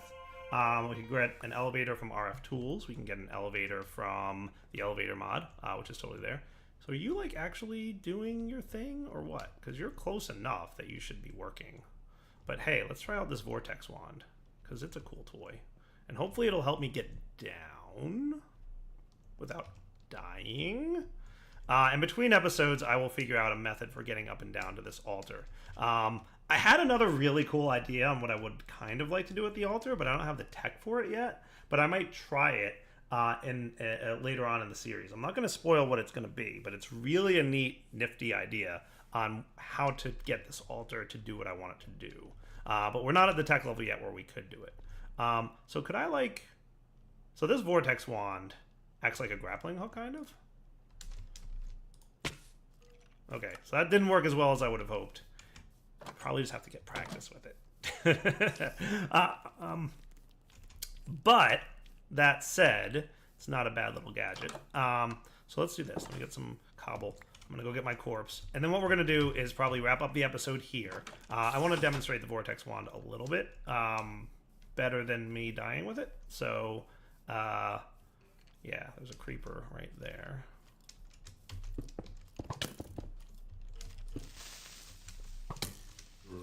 Come on, I just want my corpse. And enemies, please. Alright, I'm sleeping through the night. Alright, so, Vortex Wand. Cool little gadget. Useful for getting around town. Let's see. If I wanted to grapple my way over to that. Oh yeah, that's cool. That is neat. It'll take a little practice getting the hang of how it works. But definitely a nice travel mechanic. Ooh, I like that. That'll be fun to play with a little bit. However, now it is wrapping up point for the episode, so Devil20 signing off. I think I'd like to get back into tech mods for a little bit. We do have that thing up there. However, I'm totally going to need more ender pearls. So there's a couple options we can go with. There's a few tech mods that we can use to get some ender pearl generation going. Clearly, I'm doing like one method over here, which isn't the fastest method. We're getting like one ender pearl every 7 or 8 Minecraft days. So that's kind of slow. But we shall see what happens. For now, Devil20 signing off. I'm going to get rid of that ugly pillar there. And then next episode or so, we'll probably work a little bit less on Astral Sorcery for a bit. I want to take a little break from it because we'll probably use a couple of the gadgets, but I'm not going to progress through the mod too much right now. What I'm going to do instead is work on some technological progression for a bit, and then we're going to come back to Astral Sorcery. There might be another 1 or 2 magical items that I do want to get, though. So Astral Sorcery will kind of be intermixed throughout the series, but, you know, we'll progress more in it later on. For now, Devil20 signing off. Hope you guys enjoyed the episode. Take it easy. Thermal expansion, so that totally needs to go in there. Cool. Storage drawers, I guess, could go into the tech chest. That's technological in nature. Deep resonance, I guess, could also go in there. And we already did tinkers, so that should wind up putting a lot of that in there. And IC2, any IC2 items can go in there. Once we get to that point, that would be cool. Now, I'd kind of like... I don't think there's a way to extract from this chest and also have it not go back into the same chest. So we'll probably just have to like resort a lot of these items. But I'm thinking I might want to add another 1 or 2 types of sorting. So I'll be right back. All right, so decided to have more stuff on this side of the room. We're going to have to move our up and down ladder. What I'm probably going to do is clear out the path. I don't know, we'll figure something out. This ladder doesn't need to be here long term, though. This is really just more temporary than anything. This is going to be my mob drops chest, I think. So that feels like a pretty good setup there. So for that, we'll basically just want to clear out any and all things that like monsters drop. So like this, etc. All right, so a drawer controller is going to help us out with the next stage of this build, and I would like him to live right under here. And what this is going to do, the drawer controller is a neat mechanic. Basically, if you have stuff in your inventory, right, and anything that you have in your inventory you want to deposit into the drawers, anything that can fit in drawers, you just double right click on the drawer controller, and everything in your inventory that goes into drawers can and automatically will go into there. The other good thing about it is you can pipe items into it. So we're going to set up that, and we shouldn't have to filter it. Here's what I'm going to do. Let's see. Signalum, item duct opaque. How do I get this guy to be... It's probably either, if I remember correctly, it's either lead or tin that I click on him. Something like this. There was a way to make him... Signalum... So I must be crazy, but I can't figure out, and I'm thinking they might not be implemented yet, how to make dense or vacuum item ducts. So if they're not implemented yet, we're going to have to make sure that this route is shorter than that route, which is the default route. So basically what we're going to want to do is probably something like this.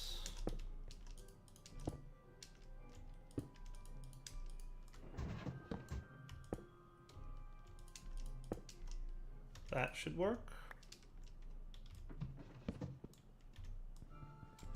Where's my hammer?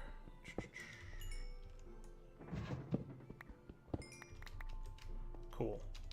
So that should route so that from here to here will be a pretty short route. The only one that's closer is probably this guy and maybe one or two of these. So that should work. Now, you don't have anything yet, right? So, in theory, let's kind of try and test this. So, like, if I threw cobblestone in there, for example, it should route to the nearest, which is this guy, and land in there. And that should be cool. Okay. So, that works for me. Good deal. All right. Now, the next thing I'm probably going to want to do is get this part up and running. 4, 5... Yes, sirree. Get to work, Mr. Me Creeps. Hi, I'm Mr. Me Creeps. Yes, sirree. Good job, you guys. Back in a minute when this is all taken care of.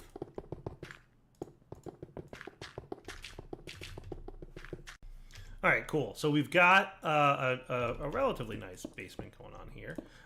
This will be the chest that we will put items in to be smelted, basically. So let's get our filter back on there. That should be good. And basically, like anything like ores that need to be pulverized and then smelted, kind of like we're doing in the other room, should be cool. So let's get, how many are we going to want there? Like, it doesn't have to be too crazy to start with, but eventually we'll probably want to ramp it up. So should we go with like, so there's two ways we could approach this, right? We could have one pulverizer and smelter that we like upgrade to a decent level, or we could have like 2 or 3 that we could eventually upgrade to a decent level. Let's start with 2, and then we can kind of go from there. So that's like a plan. So starting with 2, let's get. I'm gonna craft these off camera real fast. So I'll be back in a minute. Okay, so that should be enough bricks for a powered furnace, I believe. If I'm not mistaken, we're pretty close. So just 4 copper gears.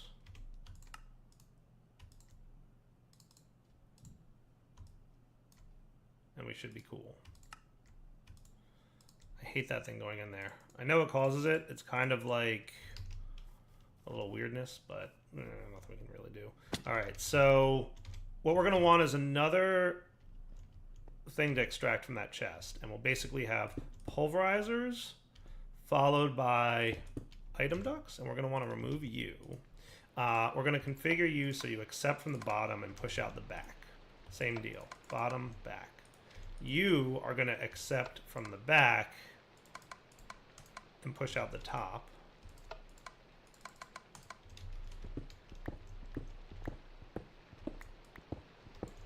That should be cool. Or do I want you to accept out the bottom? Maybe you should accept out the bottom. All Right, so basically what we're going to want to do is extract from this chest into the pulverizers, and then the pulverizers will automatically process the ore, shove it up top. The top will spit it out the back, and the back is going to be pushed into this sorting system, right? So we don't have to put servos on the back of these guys. They should auto output to the back here, and then it'll get routed back into the sorting system, which should route it into the appropriate crate. So that should be cool. And then we just need something to extract, so we just need a servo of some kind. That shouldn't be too bad either. So to get a servo, it really doesn't matter which servo we go with. So we don't need to worry too much.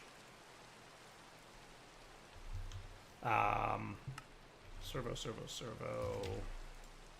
Could use like an electrum. I don't think we have any signalum laying around anymore. I think I used all that. But we might be able to get Invar. That might be sufficient for now. We've got some glass we're going to need and a couple iron nuggets, right? A hardened one should be more than enough.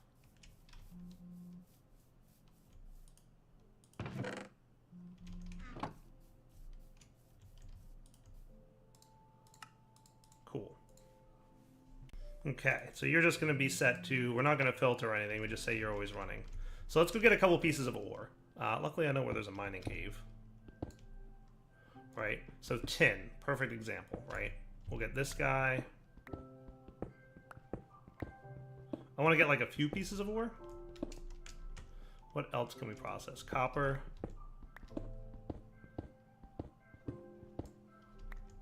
That should be cool. Iron, perfect.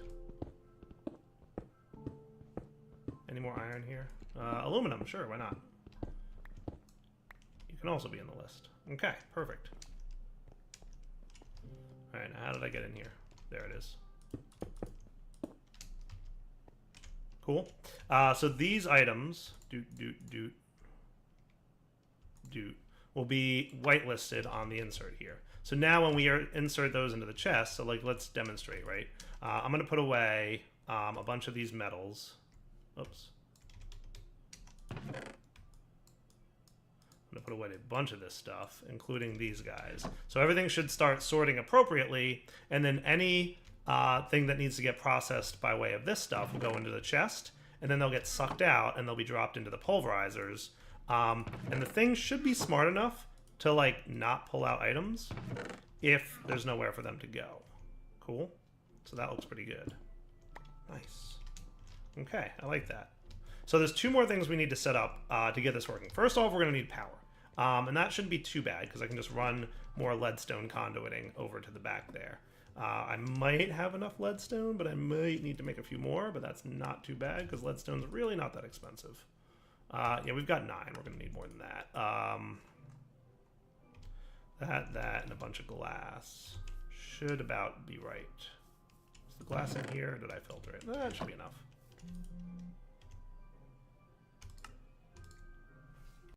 Now, the other thing we might want is a specific type of item duct that can both transfer item and redstone flux. So there's item ducts, there's impulse item ducts that push items more rapidly, and then there's signalum-plated item ducts that can transfer items and RF. And then there's signalum-plated impulse item ducts that push items and RF but push the items faster. So for this, we're just going to need an item duct with a couple signalum and a couple electrum. So that 3 should be fine. So let's get 1 signalum and 1 electrum. I'll be back in a sec when that's ready. And there we go. So now we will do that.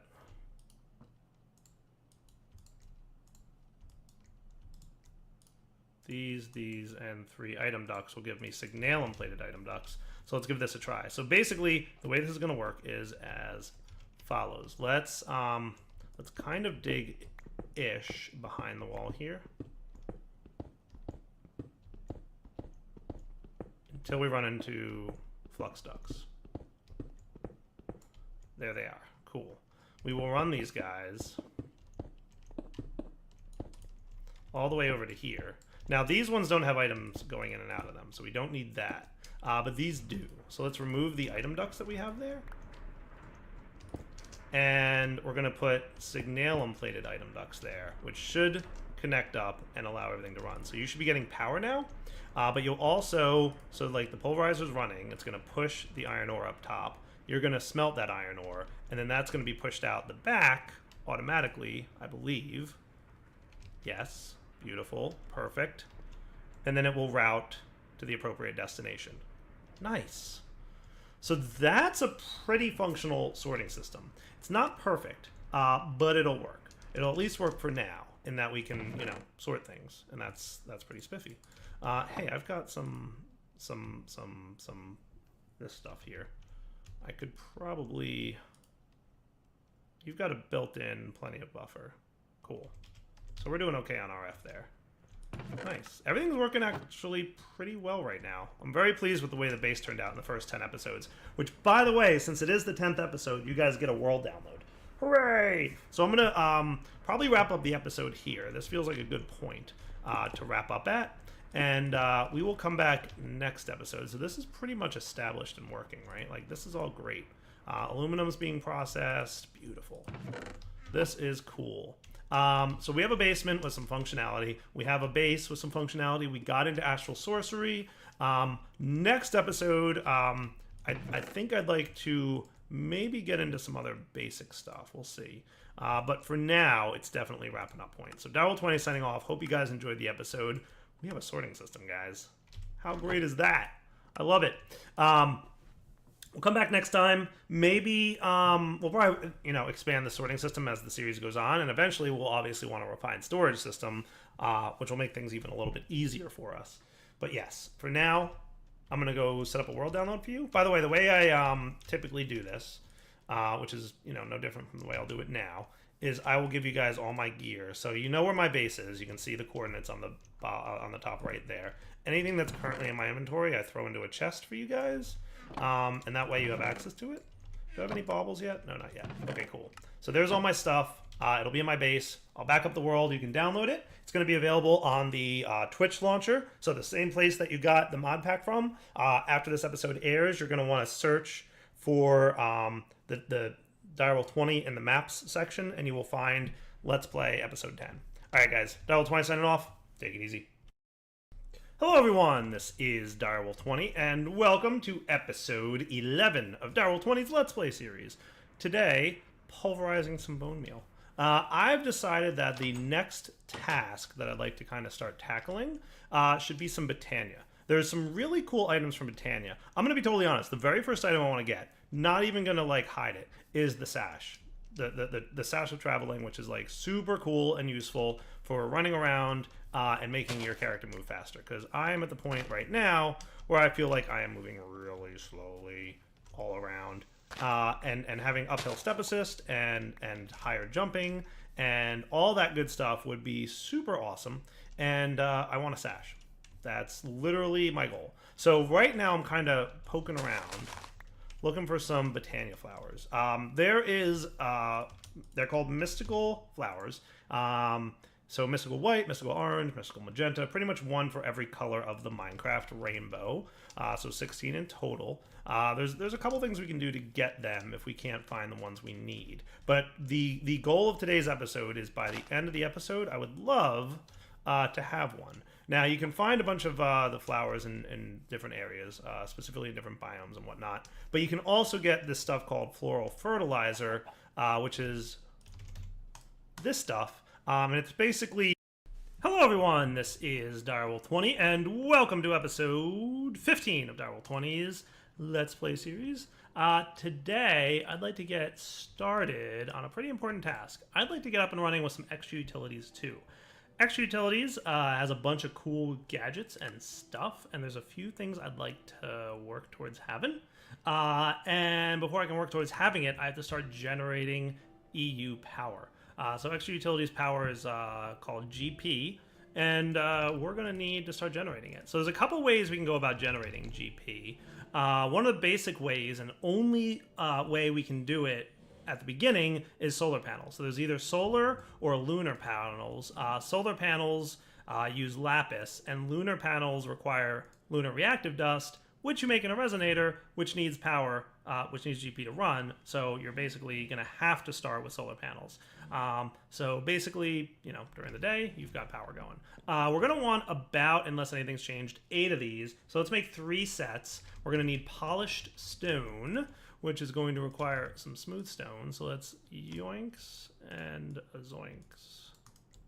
That should be cool. And that polished stone should be cool for 1, 2, 3 sets of solar panels. Nice. We're gonna go stick them in the roof. As long as it's daytime, these things will work. Now the cool thing about this mod, I love how that just fits perfectly in the house.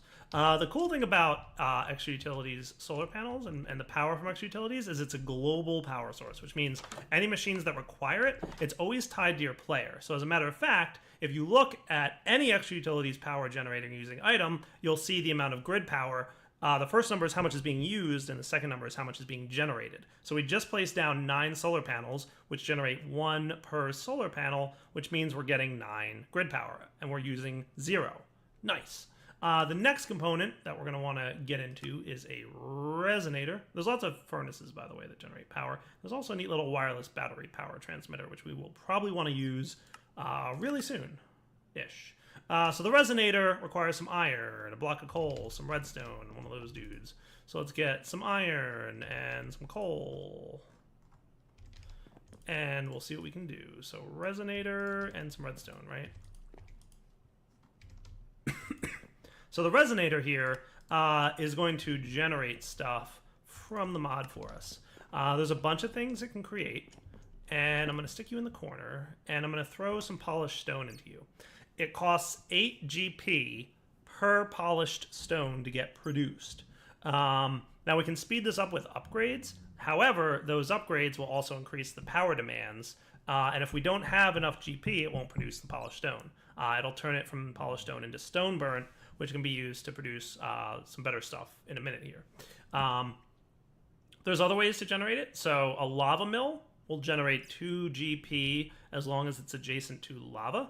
So you place down a lava source, you place a lava mill next to it, boom, you've got 2 GP going on. A water mill will produce power based on flowing blocks of water, not source blocks. So if it's a source block of water, it doesn't count. Flowing blocks, the closer it is to the source block, the more power it produces. And at most, it can produce 4 GP. We'll see how that works, because that's pretty much by far and away the best way to generate GP. There's also the windmill, which will generate power based on, you know, how windy it is outside, and you can see the current power given there. And then the fire mill will place it over fire, you get 2 GP. The only other mill that's like kind of worth is getting the dragon egg mill.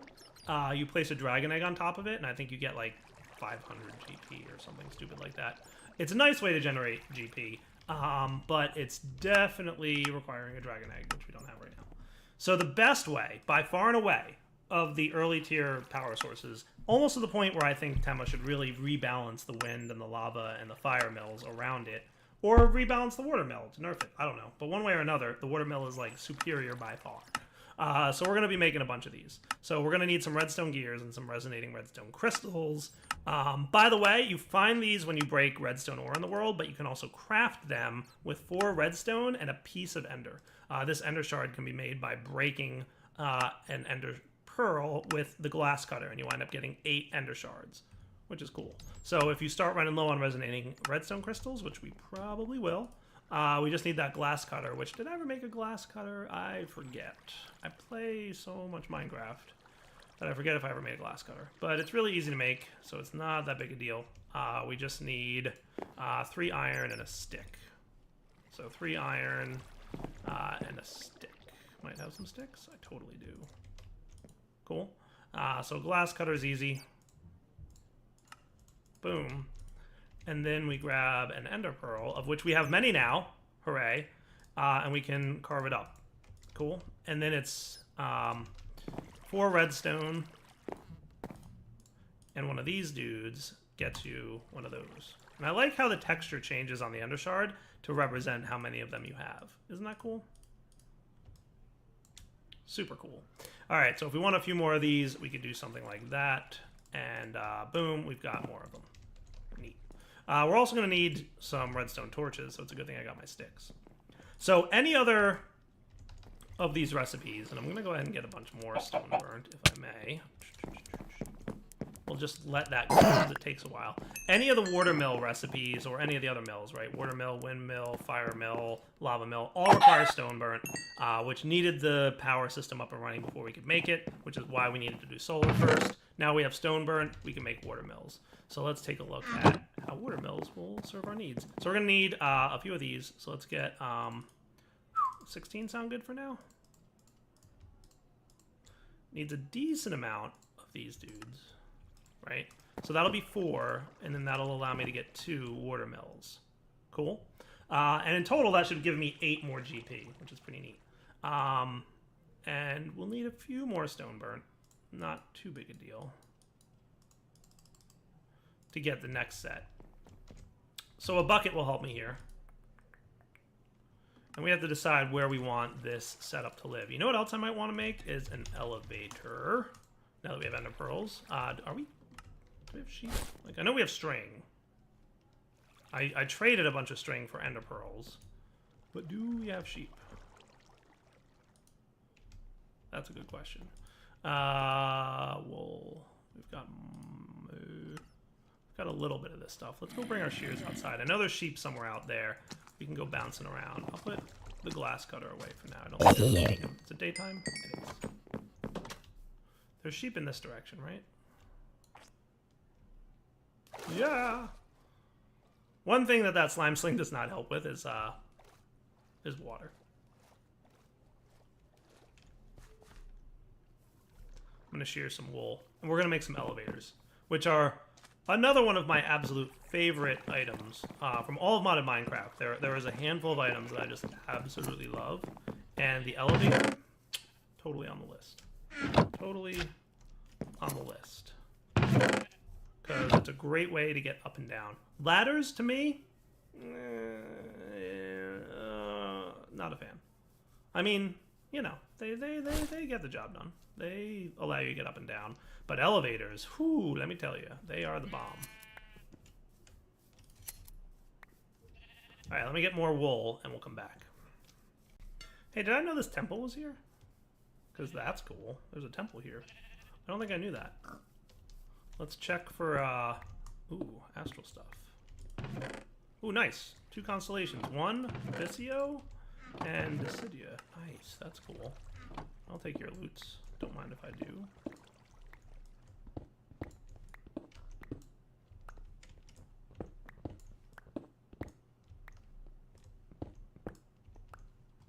Kind of nice finding this stuff.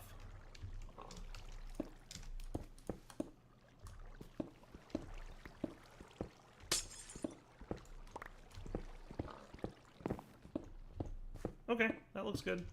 I totally have a lot of junk in my inventory. Let's get rid of smooth stone. It's basically cobble, so it's avoidable. Alright, more sheep. Nighttime soon. Back in a minute. Isn't a pink sheep like the rarest of all sheeps? I feel like it is. Isn't that like the super like weird and hard to find one? I think that's true. I don't know. Hey look, a little pool of lava. I didn't know that was there either. Neat stuff in this little purpley area. Alright, off in this direction. To home, James. Okay, all organized and cleaned up. Let's grab a couple ender pearls. We'll grab a couple white elevators. The difference in color, by the way, is elevators of the same color will only connect to each other. So, like white won't connect to orange, for example. I've never ever used more than one color, but I'm sure there's reasons to have it. Let's stick our elevator right here. Does that seem like a coolish place? So what we can do is put an elevator here and there, and then jump and shift. Oh, that's so satisfyingly cool. You know what that means? I don't need this nonsense anymore. How great is that? Huh? How great is that? Amazing.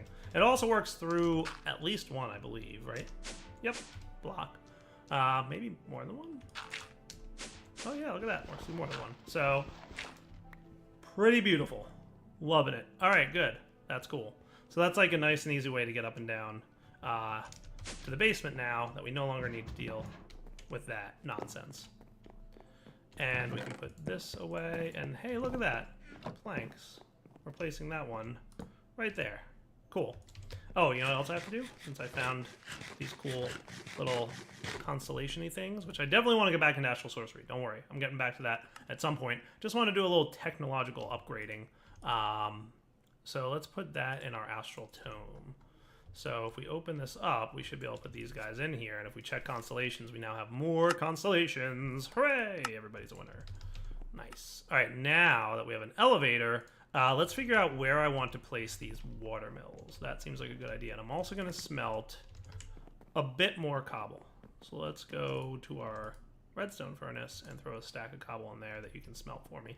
Might want to upgrade their speed a little bit at some point, but we'll see. So maybe... Doesn't really matter where I do this.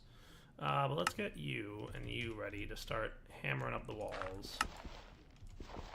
That was supposed to be cobble, by the way. Cobble's always on my 5th slot, unless I've done something. Cool. What's up, Liz? So living with this cave under me is not what I would call an ideal situation, but it's not the end of the world either.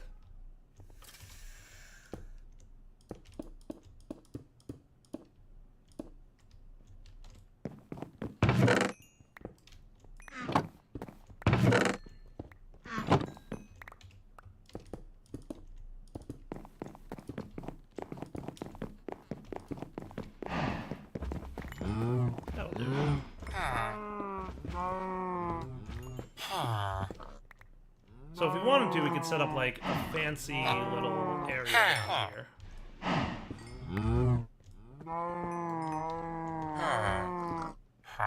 That we can put our GP production in. So like right in this area. So the way this works, first off we're gonna want some water. So let's, I guess not. Pop outside. Fastest and easiest way to get water. Let's get an infinite source here. We're gonna need a bunch of it.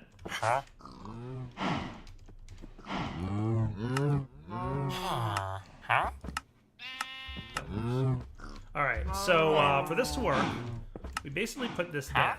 And you can see on the mouse over how much it's generated, so no power used or generated. So the way this works is, depending on, so like a source, for example, won't work. That does nothing. If you're 1 block away from a source, you're generating 4 power, which is a lot. Okay. If you are 2 blocks away from a source, you're generating 3 power. And if you're 1, 2, 3 blocks away from a source, you're generating 3 power. And then you're generating 2 power, and you get the point, right? So the most ideal layout is to be 1 block away from a source. So a really good layout would be to place a source block, and I'm going to go ahead and set up an infinite source before I forget that that's something I want to do.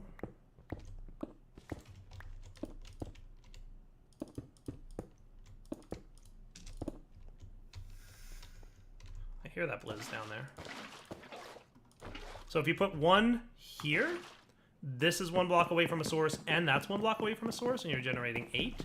But then if we put 1 here, now we've got these sides also being 1 block from a source. So you're generating a total of 16 power from 1 water mill. So it's 4 per side. It's awesome. So that's a really nice and efficient way of going about setting up water mills. So we could, in theory, set up some more cool stuff. So like if you wanted to, we could totally put 1 here. And so this is a source block, remember, right? So on this side and this side, we're generating 4 each, so that's 8.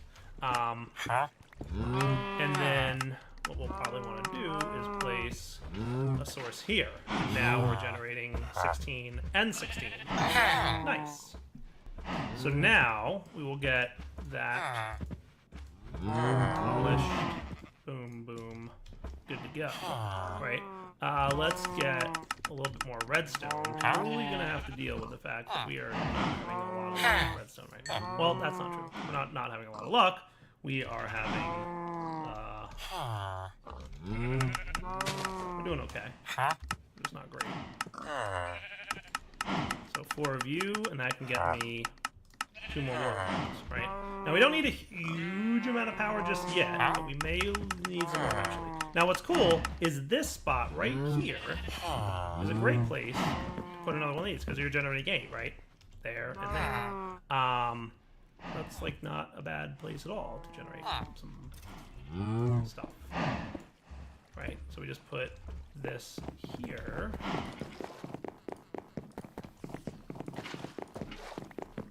And now you're generating 16, right? Not bad. So that's cool. And so you're a source. So if I did this, that's 8, right? So basically in that kind of pattern, right? Or that one could also be 8, and this one can also be 8. So it works out.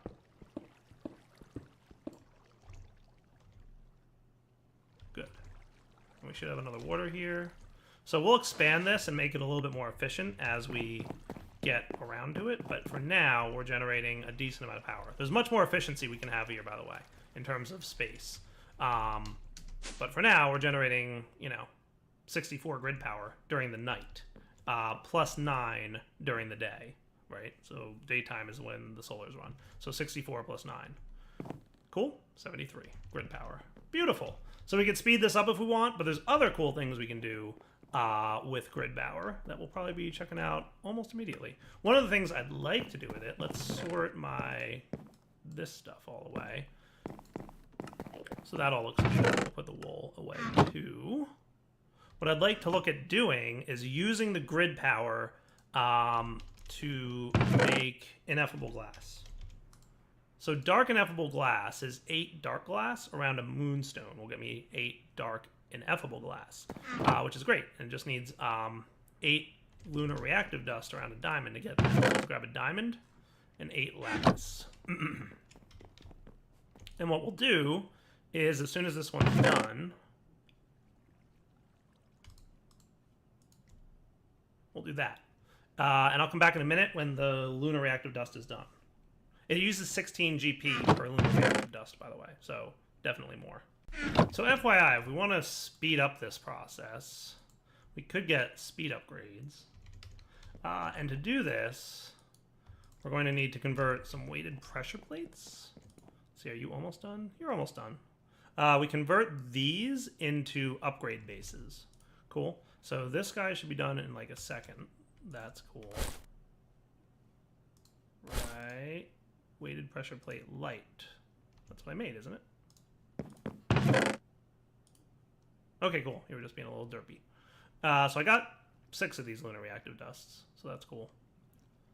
So this will speed it up, but also increase cost when we speed it up. So upgrade base plus gold ingot plus block of redstone equals this. We toss it in there. It now costs 16 GP to convert, but it's faster. Cool. So let's put this guy together. And if we throw these in, it's 48 GP, but look how much faster it is. It's a much faster operation. So more GP cost, faster operation. That's what speed upgrades do. Totally worth doing if you're in a rush, like I usually am. So like this one, for example, is going to cost 24 GP, but look how much faster it is to convert. Like that's way faster than it was before. So now we combine these guys. Now if we had some dark glass laying around, that would be cool, right? Fortunately we don't. Luckily there's a thing we can do to help us out. So let's pop over to here. Oh, you're full. Look at all that experience. Lights on. So the glass cutter, one of the cool little unknown, I don't know about unknown, but rarely utilized thing, you can use it to break glass without it being destroyed. So it's like Silk Touch, but only for glass. Look at all the experience I'm getting. Kind of nice, actually. The only problem is that this would be a little bit of a lag generating machine. All those experience orbs can and totally will generate lots of lag if you let them. So dark glass around that guy will make dark ineffable glass. Do we have any more to do? I'd like to use 2 of them elsewhere.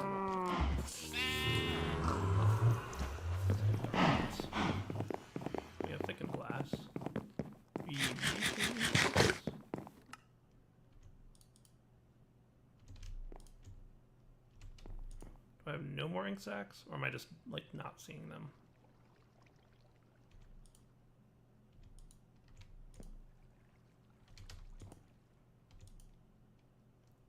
I guess I don't have ink sacs, so I'm not going to worry about it.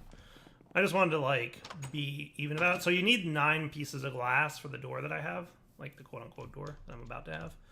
But we do this, where that can't be seen. And that looks pretty cool. Right? Not terrible. So I can walk right through it. Dark ineffable glass is great because you can walk right through it. So no more having to break that wall. I can now walk in and out of my room. Pretty sweet. If I wanted to be super efficient about it, that would be dark ineffable glass, but it would cost me another diamond and another 8 lapis. 2 resources, which I really don't have that much of right now. So I'm going to save myself the trouble and just let it look ugly from inside. Because you can't tell from the outside that it's ugly, right? And you quickly converted a bunch more stone burn. How nice is that? So we can get lots more water mills if we need, but I'm actually kind of low on redstone, so I'm going to not, if that's all right with you guys. I feel like that should be okay. Cool.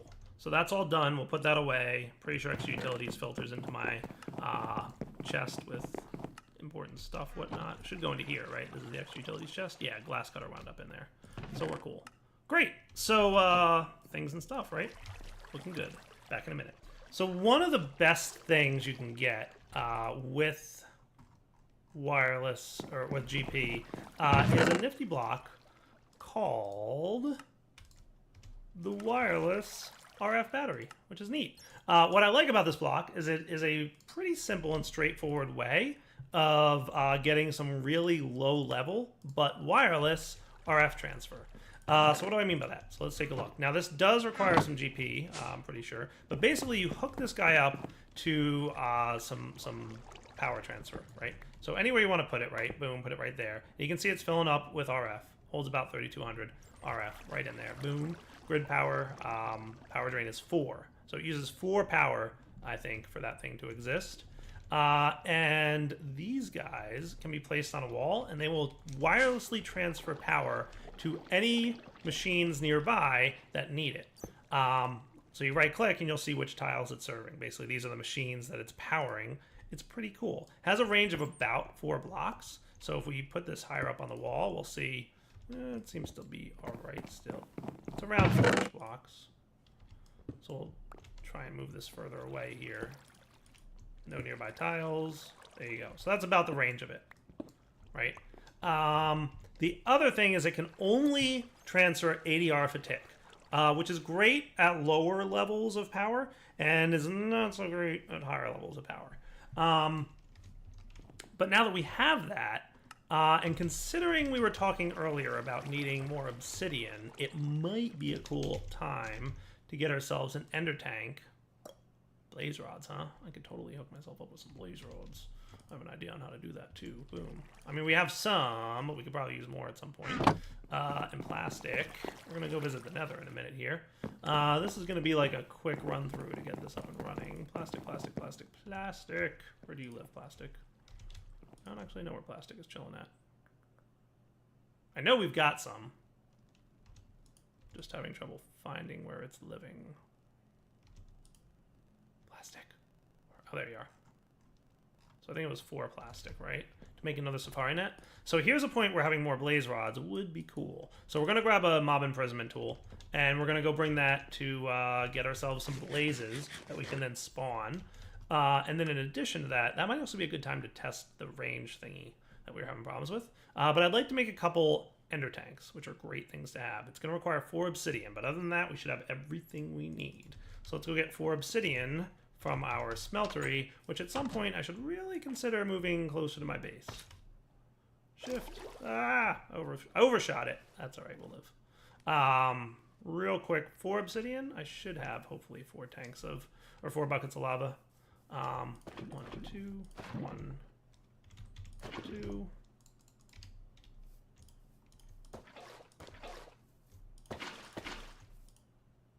Obsidian, thank you. Go. 1, 2, 1, 2. Cool. Back in a minute when this cools. Okay, so we've got the obsidian. We're gonna need a little bit of wool. You can be sorted. How about a couple pieces of wool? Wool, wool, wool. I know I've got some wool. A couple ender pearls. Nice. The blaze rods. And then we're gonna need about 14 iron. And that will be cool for 2 cauldrons. I'm also gonna want 6 redstone or red dye, and I'll tell you why. Those of you who are familiar with how this mod works will know why. Those of you who are not may not. So these tanks will always have the exact same liquid in them at all times. They work like ender chests, but for liquids. For those of you who may not be familiar with this mod. So, for example, if there's a bucket of water in there, there's a bucket of water in here, and vice versa. How cool is that? So what we're going to do, and they can all be color-coded, right? So if I make this red, for example, the white, red ender tank will always have the same as the white, red ender tank. So if I make that red, then they match again. If I make you red, then they no longer match. Cool? Yes. So what I'm going to do is make you red. We're going to take the water out of you. And that should be cool. Now we've got ender tanks that will always have the same amount of liquid in them. Neat. So we're going to use those ender tanks to pump up lava. So we're going to want a ranged pump. Might be. Ooh, that needs a block of diamond. Ooh, that hurts. That's going to sting. 4 more obsidian. Ooh, that stings. Ooh. It's worth it. It's worth it for infinite lava. Having infinite lava in my base will be worth it. It'll be worth a block of diamond. I need 4 more obsidian. So, back in a sec when I make those 4 obsidian. Alright, obsidian's ready. I need another bucket of lava that I forgot about. So stack to the base. Whee. It is fun traveling around the slime sling, but it is in no way accurate, let's say, for travel. So for this, we're going to want a couple of you, and one of you. And that should be it. Ranged pump, which does require RF. A small amount of RF. Enough such that we can do this. Cool. I think we're also going to need a lever for this guy. Sure. And I forget if he needs a fluid duct between him or not. So I don't think I have any hardened ones, so I'll just grab 2 signalum and that should be fine. But I think putting the tank right on top should be alright. So nether portal. See you guys in the nether. Alright, so I don't want this too far from the nether portal, and we totally want to chunk load it as well. So I think like right over this cliff face here would be cool. I wouldn't mind having a little bit better control over getting up and down, but we'll be fine. Ow. I hate the nether. So right here seems like a nice place to put him. So I'm going to put this guy down here. You notice he has no RF, insufficient energy. But if I pop this guy down, he will serve that tile, who will start getting RF. Oh, and look, he doesn't require a redstone signal anymore, so he's got lava in his internal tank. Beautiful. Put an ender tank on top of it, and awesome, it's filling up. Look at that. And notice the ender tank in my inventory, even though it's not showing, it is totally filling up with lava as well. Nice. It used to show in your inventory, but I guess that's something that don't work no more. No biggie. Let's just get up here. So by the way, we also want to make sure to F3G. Did I put you guys in different chunks? I totally did. Put you in the same chunk. So I only have to load 1 chunk. So, claim chunks, the one I'm in. It's claimed, it's chunk loaded, I presume it's gonna work. We'll find out if I'm wrong. F3G to close chunk borders. And we are cool now.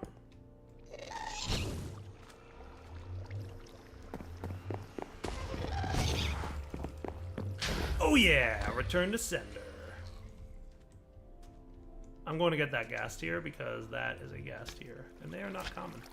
But you know what else I wanted to do while I was here? I wanted to get the safari net with a blaze in it, didn't I? So let's do that real quick. I'll be right back once I make it to the fortress. Okay, fortress in sight. Blazes, please. Where are you?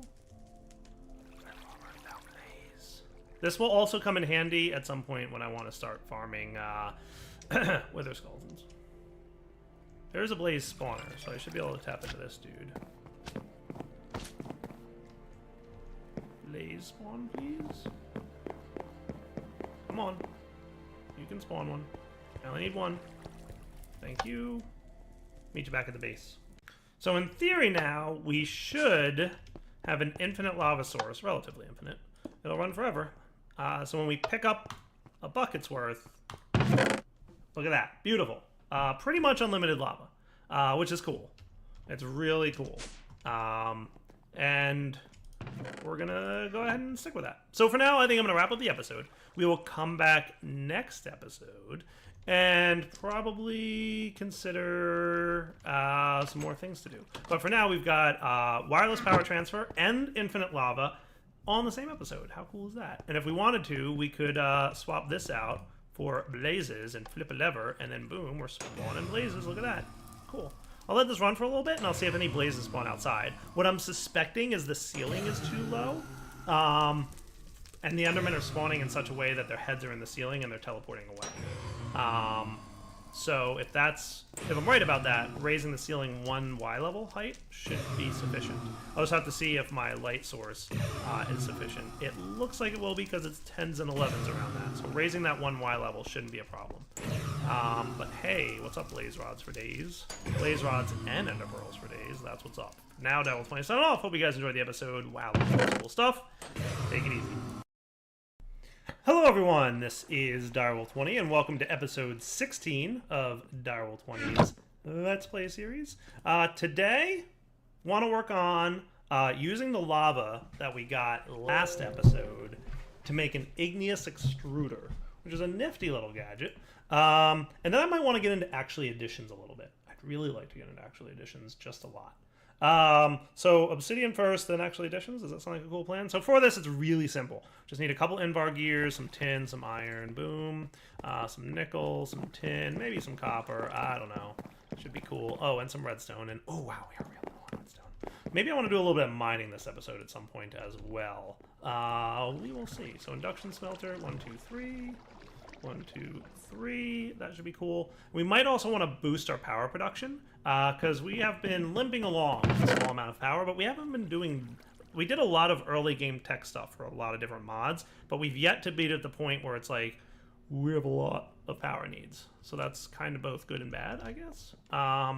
So we will see what happens when we get to the point that we feel like we're choking a little bit. But for now, we'll get one of these.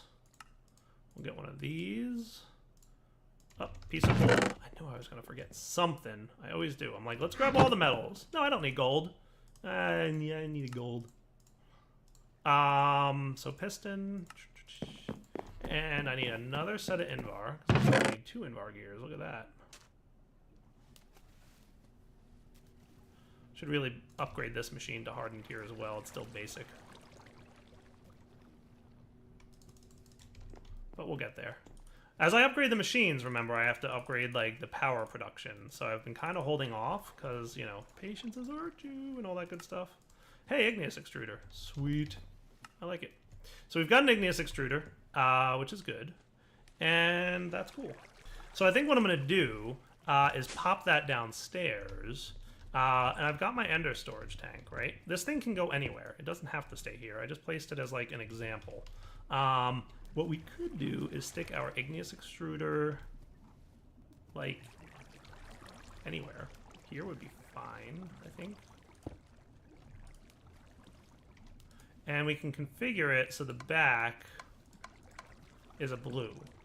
And we can configure it so that the top is a blue. And if we hit this guy with a...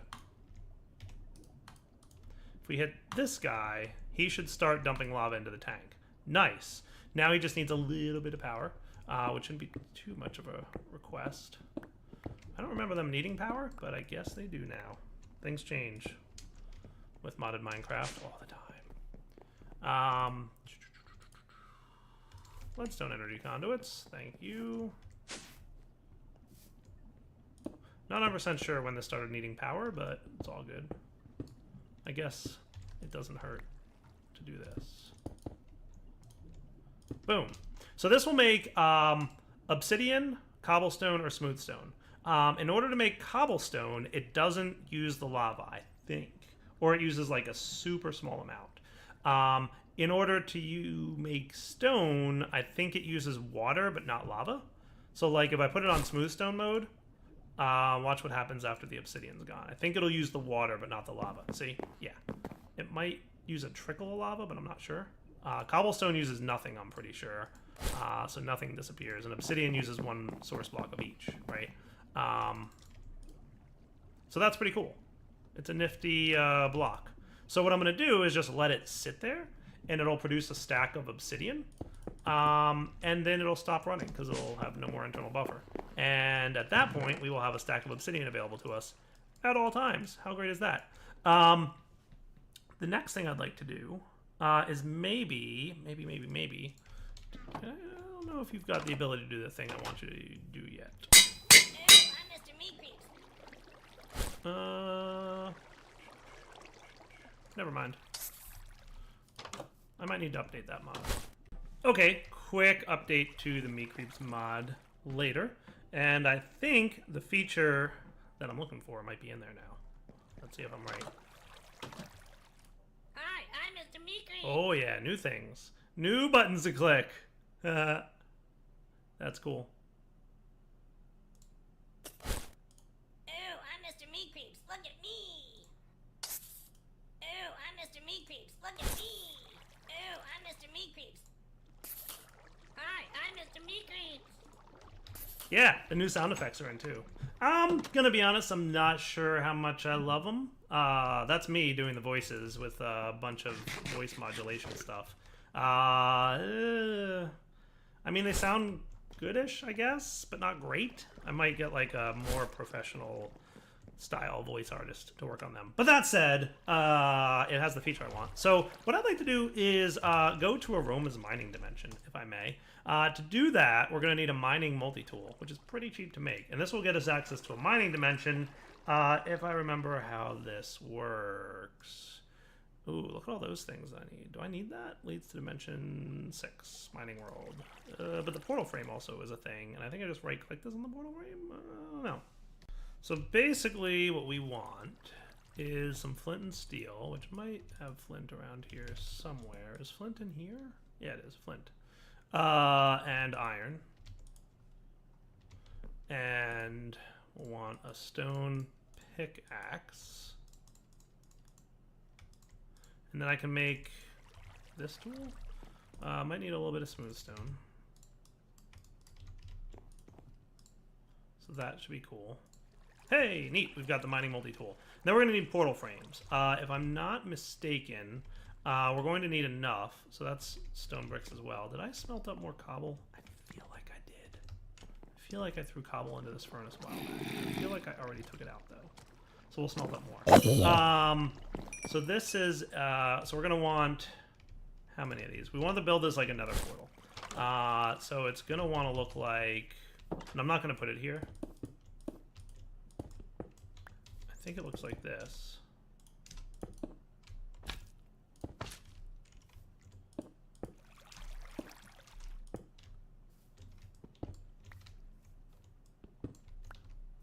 One, two, three, 1, 2, 3, 4. 1, 2, 3, 4. 1, 2, 3. So I think it needs to look like the old vanilla nether portal. Just like that, right? So 1, 2, 3, 4, 5, 6. 1, 2, 3, 4. That should be cool. Or it might be one lower. I think it's actually one lower than that.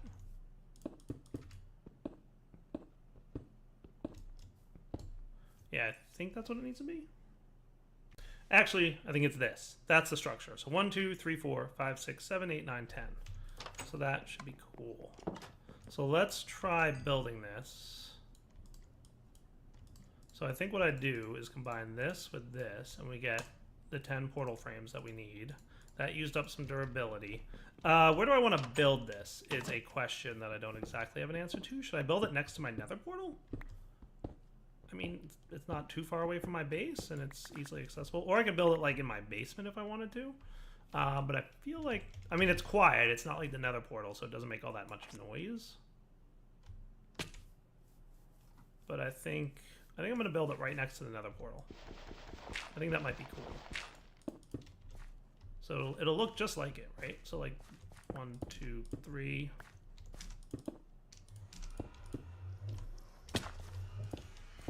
I don't think it needs corners, but we're about to find out because you right click there and hey, cool. To go through the portal, you have to sneak in it. Okay. Sneak. And this brings us to the mining world. Aroma's mining dimension. It's pretty much a dimension. Oh, hello. I wound up underground. I don't know if that's ever happened to me before. That is cool. What wide level am I at? 78. Wow. I'm actually like quite cool that happened.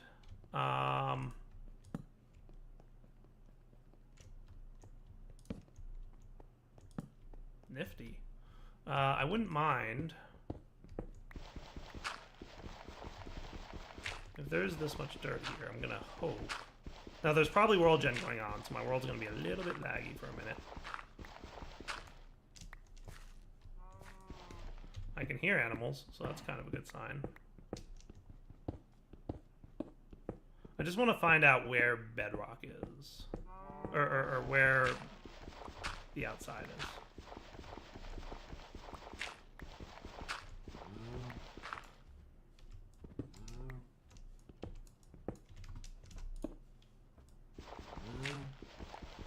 Goodness gracious. There we go. Hello, finally the outside world. Let's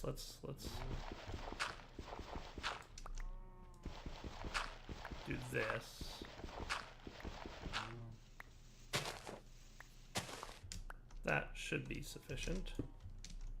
Hey, cool. All right. Weird that it decided to be underground with the portal, but I guess it was just like coincidence. But it's pretty much a flat world.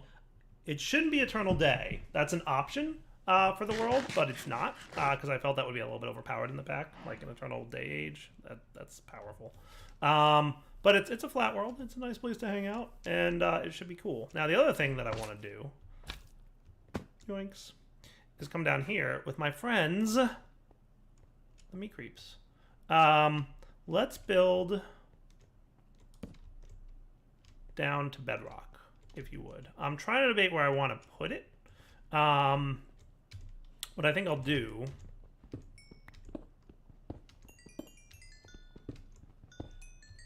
is something like this, so that when you come out of the portal here, they'll start digging down to bedrock right about here. So one of the new features of meat creeps is I'm going to put them on this block, and I'm going to see how this works. Dig down to bedrock using stairs.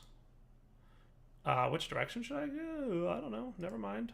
I don't really know. That is the direction of west. Okay. Oh, I'm Mr. Meat Creeps. Look at me. West. Oh, can do.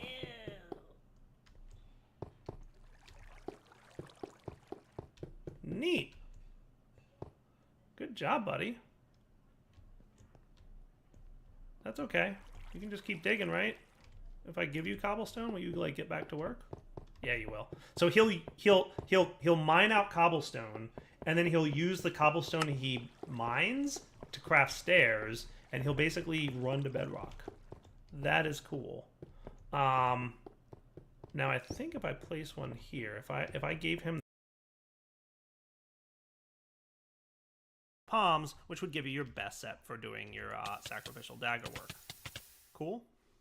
So as you can see, I've been doing a bunch of things here. I've gotten a little bit more regen going on, right? Solar powered level 3. I've gotten healthy level 3, which gives me more hearts.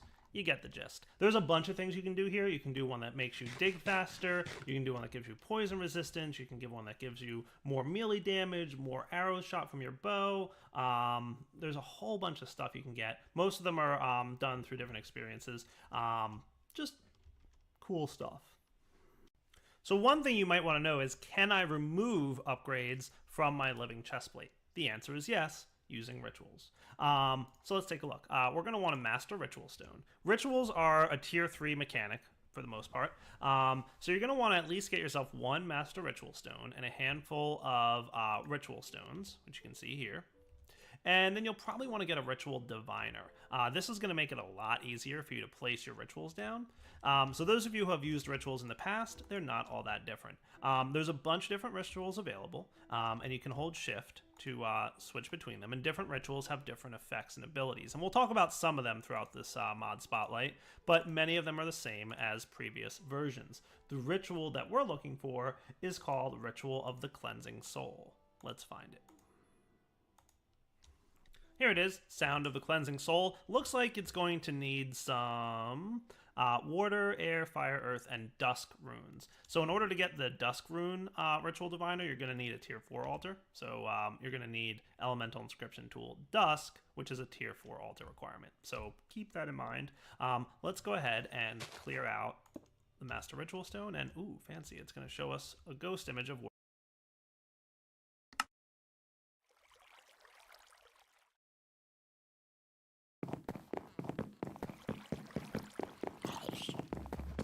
Here.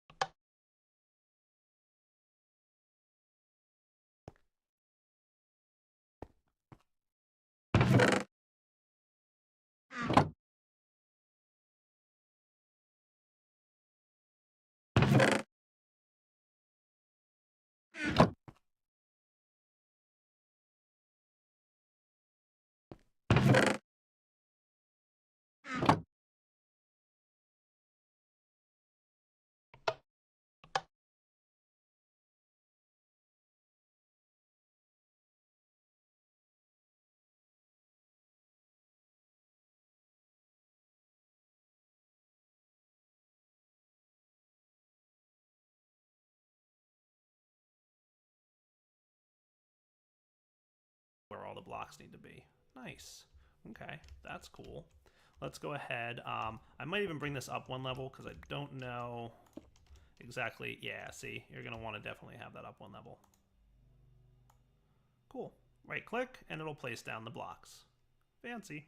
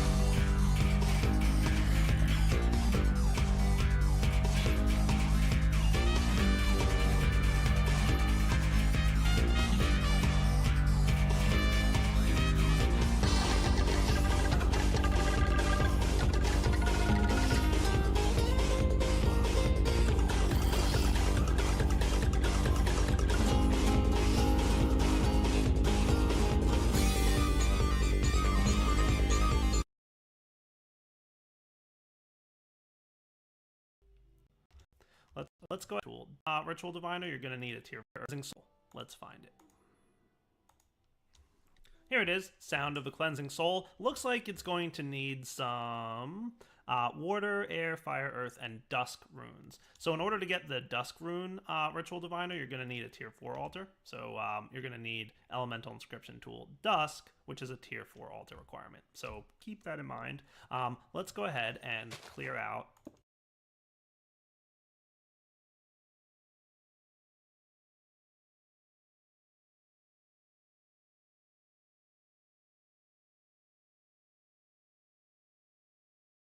and we'll talk about some of them throughout this mod spotlight, but many of them are the same as previous versions.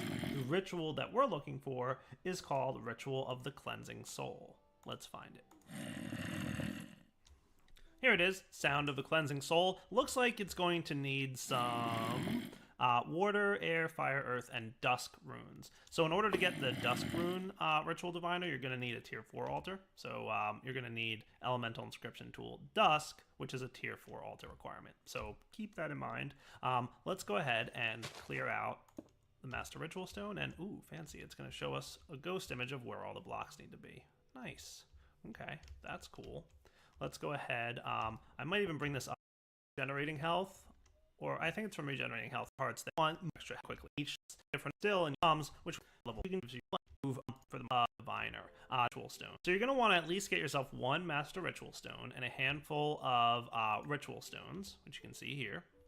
And then you'll probably want to get a ritual diviner. This is going to make it a lot easier for you to place your rituals down. So those of you who have used rituals in the past, they're not all that different. There's a bunch of different rituals available, and you can hold shift to switch.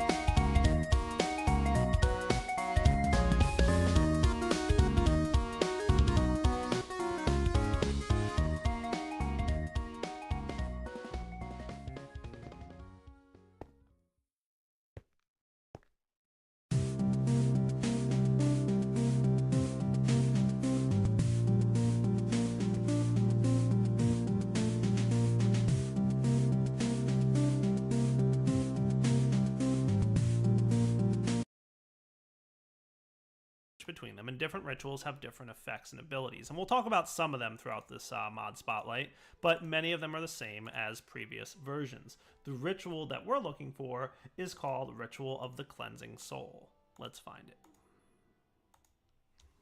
Here it is, Sound of the Cleansing Soul. Looks like it's going to need some water, air, fire, earth, and dusk runes. So in order to get the dusk rune ritual diviner, you're going to need a tier 4 altar. So you're going to need elemental inscription tool dusk, which is a tier 4 altar requirement. So keep that in mind. Let's go ahead and clear out the magic stone, and ooh, fancy, it's going to show us a ghost image of where all the blocks need to be. Nice. Okay, that's cool. Let's go ahead. I might even bring this up one level because I don't know exactly. Yeah, see, you're going to definitely have that up one level. Cool. Right click and it'll place down the blocks. Fancy.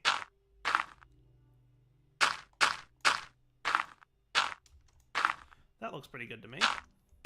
And you can see also, by the way, when you hold shift on this, it's going to use a total of 48 runes. Definitely a good number. So we'll continue building here, and you'll notice that it stops doing green particle effects when it doesn't need to place anymore. So it did, in fact, use 48 ritual stones. Wow, that's a lot. You're also going to want a weak activation crystal, which is, again, a tier 3 guy. Just go ahead and right-click to bind it to yourself. This will use some LP from your network. Hopefully 3,500 is enough. Just go ahead and drop your living chestplate onto the ritual stone. And right-click. A rush of energy flows through the ritual. Okay, cool. How much did that use, by the way? A good amount. And let's go ahead and... Oh, there we go. Cool. So standing on it while wearing the living chestplate will give you what you want. So notice that we just got some living armor upgrade tomes. Tough Palms, level 1. Solar Powered, level 3. Strong Legs, level 1. Healthy, level 3. And Quick V, level 1. Nice. So you just have to stand on it while wearing the living chestplate. That's cool. So it basically removed all those upgrades, and you can combine these. I think pretty much you combine them in a anvil. So if you had 2 Tough Palms, level 1, you would wind up getting Tough Palms, level 2. Let's try it. So I'm standing on the ritual, and I should get another... I got Tough Palms on my armor again, so now I have 2 Tough Palms, right? There it is, Tough Palms level 1, Tough Palms level 2. If we were to get an anvil and combine these, for 2 experience we get Tough Palms level 2. Nice. And simply right click it. So let's see, current upgrade point 0 out of 100.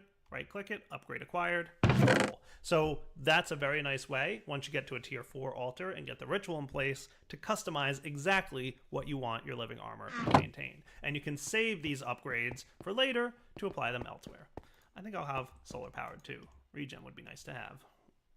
So now that I've got a tier 4 altar, hooray, we're going to go ahead and take a look at Sentient Armor. Sentient Armor is pretty cool. It's an upgraded version of your existing armor, so you're going to need to combine Obsidian, Flux of Iron, Lesser Tartaric Gem, and Diamond. So you can probably get this a little bit earlier than tier 4, but it's neat. So let's take a look. So I'm going to even go into next person, the third person view here. If you right click on this guy, boom, it's going to replace all your armor with Sentient Armor. Neat. So the Sentient Armor is a stronger version of armor, so it'll give you better protection levels, and there are different effects you can get if you use different types of will. Those of you paying close attention to JEI over here might have noticed there were different colored wills. The main ones that we've been getting are really just default, unrefined, basic will, okay? But there's a better version. There's corrosive wills, there's destructive wills, there's vengeful wills, and there's steadfast wills. And these are going to be demonstrated probably more so in part 2 of the Blood Magic Spotlight. So pretty much what we've been checking out today is a lot of the changes and upgrades that are available in Blood Magic. I tried to give you really basic information about stuff that's existed in prior versions, so those of you who have played Blood Magic 1.7 are not going to be too surprised by some of the things, like the altar. That's pretty much the same as it was. Those of you who have not played prior versions, we've pretty much seen how the Blood Altar works, so, you know, you should have a pretty good understanding of it. And like I said, if you want to see exactly how to build out the Blood Altar and how to make it, you know, do what you want it to do, you should probably check out the wikis or one of my prior videos to cover the mechanics of the Blood Altar and how to make it larger. But for the most part, you're going to want to reference a wiki anyway. By the way, right-click the gem again to switch your armor back to the living. So note, when you've got your Sentient armor on, you're not getting the stat boosts that you would from your living armor. Okay, so you don't get your faster run speed and higher jump heights and regen and all that, but you do get better protection, and you will get some stats and some nifty effects if you're using refined types of armor wills like destructive and vengeful and all that stuff. Do note, by the way, that when you take damage, you're going to lose a little bit of will from your gem. So let's go ahead here and make this guy angry at us. See? So your Sentient armor doesn't take damage, but you do lose will every time you take some damage. The main ones that we've been getting are really just default. And combine these, for 2 experience, we get Tough Bombs level 2. Nice. And simply right-click it. So let's see. Current upgrade point 0 out of 100. Right-click it. Upgrade acquired. Cool. So that's a very nice way, once you get to a tier 4 altar and get the ritual in place, to customize exactly what you want your living armor to maintain. And you can save these upgrades for later to apply them elsewhere. I think I'll have solar powered too. Regen would be nice to have. So now that I've got a tier 4 altar, hooray, we're going to go ahead and take a look at Sentient armor. Sentient armor is pretty cool. It's an upgraded version of your existing armor, so you're going to need to combine obsidian, block of iron, lesser tartaric gem, and diamond. So you can probably get this a little bit earlier than tier 4. But so let's take a look. So I'm going to even go into the third person view here. If you right click on this guy, boom, it's going to replace all your armor with Sentient armor. Neat. So the Sentient armor is a stronger version of armor, so it'll give you better protection levels, and there are different effects you can get if you use different types of will. Those of you paying close attention to JEI over here might have noticed there were different colored wills. The main ones that we've been getting are really just default, unrefined, basic will, okay? But there's a better version. There's corrosive wills, there's destructive wills, there's vengeful wills, and there's steadfast wills. And these are going to be demonstrated probably more so in part 2 of the Blood Magic Spotlight. So pretty much what we've been checking out today is a lot of the changes and upgrades that are available in Blood Magic. I tried to give you really basic information about stuff that's existed in prior versions, so those of you who have played Blood Magic 1.7 are not going to be too surprised by some of the things like the altar. That's pretty much the same as it was. Those of you who have not played prior versions, we've pretty much seen how the Blood Altar works, so, you know, you should have a pretty good understanding of it. And like I said, if you want to see exactly how to build out the Blood Altar and how to make it, you know, do what you want it to do, you should probably check out the wikis or one of my prior videos to cover the mechanics of the Blood Altar and how to make it larger. But for the most part, you're going to want to reference a wiki anyway. By the way, right-click the gem again to switch your armor back to the living. So note, when you've got your Sentient armor on, you're not getting the stat boosts that you would from your living armor. Okay, so you don't get your faster run speed and higher jump heights and regen and all that, but you do get better protection, and you will get some stats and some nifty effects if you're using refined types of armor wills like destructive and vengeful and all that stuff. Do note, by the way, that when you take damage, you're going to lose a little bit of will from your gem. So let's go ahead here and make this guy angry at us. See? So your Sentient armor doesn't take damage, but you do lose will every time you take some damage. But of course, having this thing on here will refill your will, and that will be nice. All right, for now, Direwolf20 signing off on part 1 of the Blood Magic Spotlight. We will come back in part 2 to talk about some different types of will, maybe show off a couple different rituals and a couple different abilities. Right click, and it'll place down the blocks. Fancy.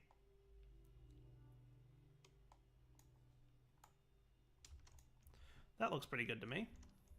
And you can see also, by the way, when you hold shift on this, it's going to use a total of 48 runes. Definitely a good number. So we'll continue building here, and you'll notice that it stops doing green particle effects when it doesn't need to place anymore. So it did, in fact, use 48 ritual stones. Wow, that's a lot. You're also going to want a weak activation crystal, which is, again, a tier 3 guy. Just go ahead and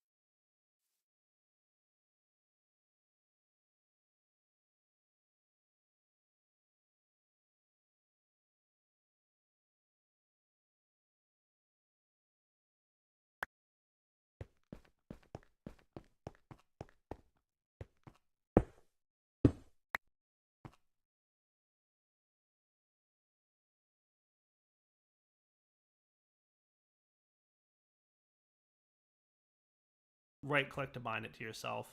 This will use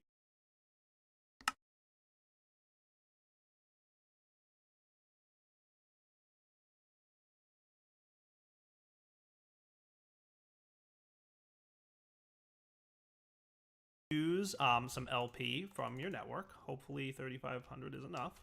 Just go ahead and drop your living chest plate onto the ritual stone. And right click. A rush of energy flows through the ritual. Okay, cool.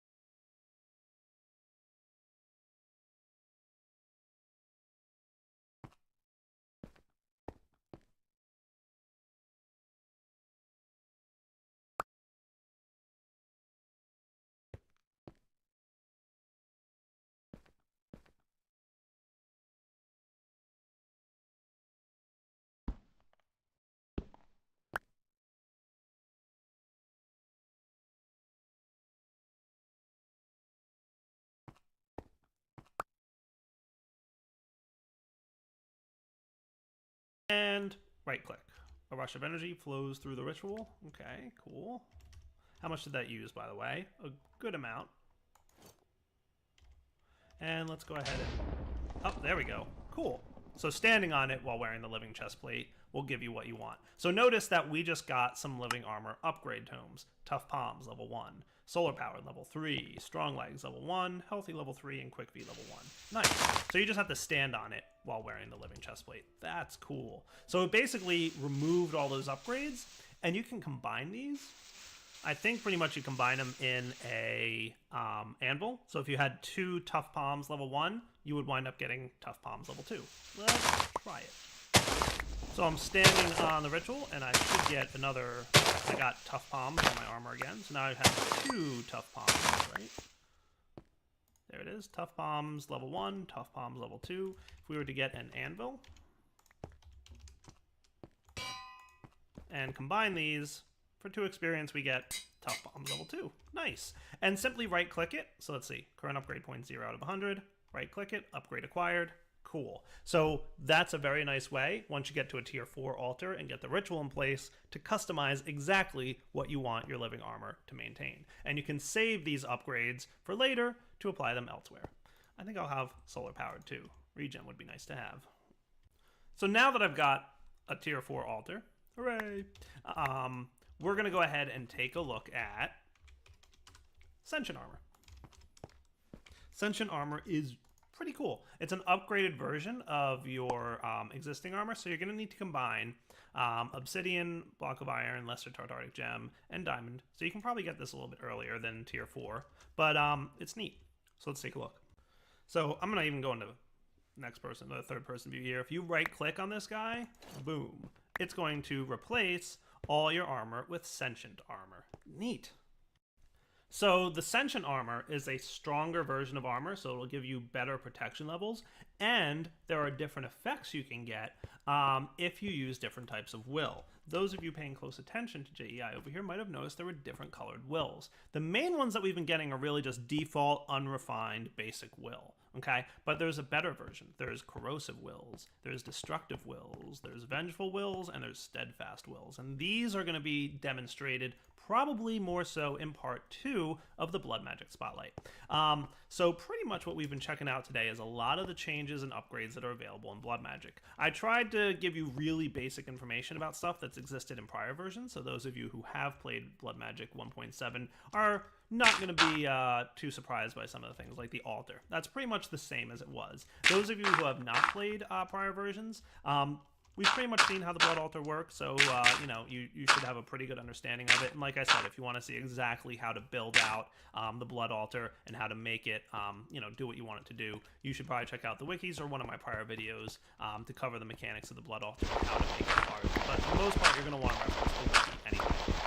By the way, right-click the gem again to switch your armor back to the living. So note, when you've got your Sentient Armor on, you're not getting the stat boosts that you would from your living armor. Okay, so you don't get your faster run speed and higher jump heights and regen and all that, but you do get better protection, and you will get some stats and some nifty effects if you're using refined types of armor wills like destructive and vengeful and all that stuff.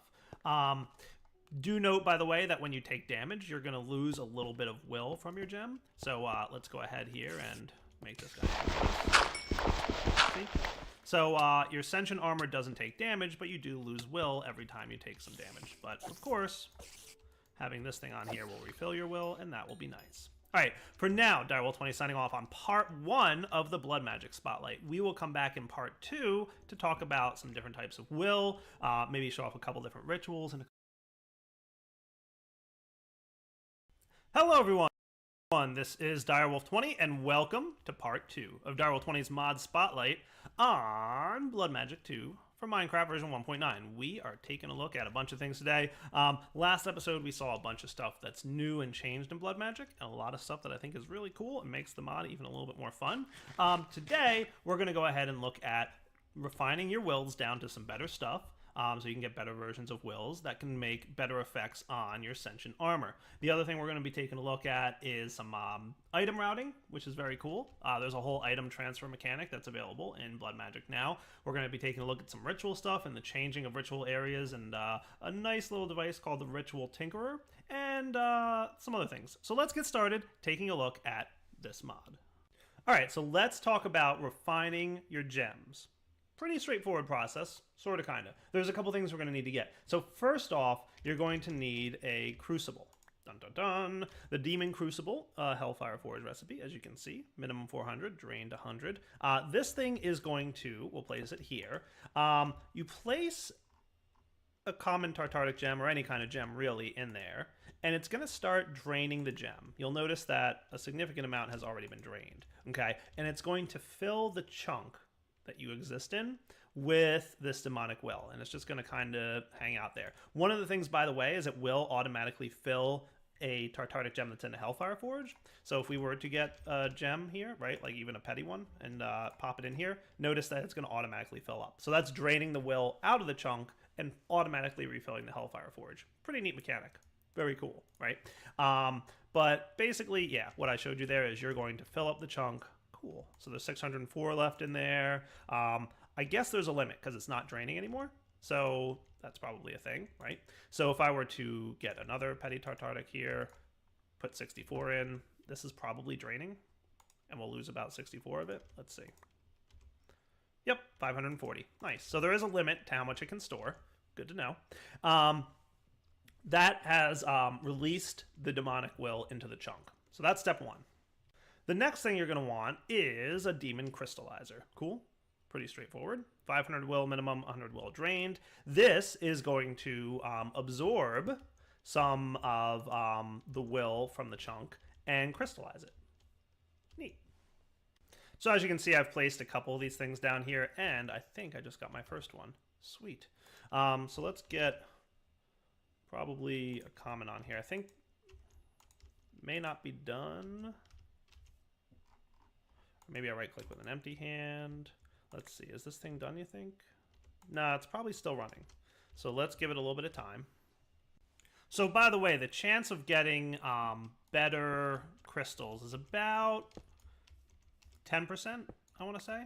So you'll notice here that I'm breaking the top ones. I basically want to try and get a better demon will. So right now these are just basic demon will crystals, right? And if we were to take a look, you'll see that you could get the corrosive, destructive, vengeful, or steadfast from these. So what we're going to do is I'm going to leave these three, because these are just demon will crystals. I'll leave them as is, because I want them to continue to grow. This is one spire. I think the most you'll get is maybe 7. So just leaving them there, and they're going to keep growing. Breaking the ones on top here should give you a chance to get another one. So let's see if one of these 3 grows as a, better version. So, I've been clearing a lot of these, and it looks like I just got lucky. Nice. A corrosive one, it looks like. Alright, I'm going to continue to clear these, and while waiting for more crystal growth to occur, the first tier of the crystal growth is usually, it looks like, pretty quick. The second tier, where you're waiting for a little spire to spawn on top of the existing one, that's kind of slow. So I definitely recommend you get a few of these. You're going to want a lot of will. However, there is a ritual that can help you out. Let's check it out. So this is in total going to require 44 ritual stones. Let's build it out. Looks like it might need some below it too, so maybe I'll bring this up 1 level.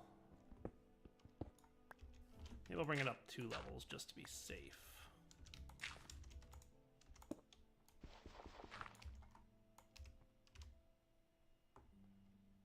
There we go.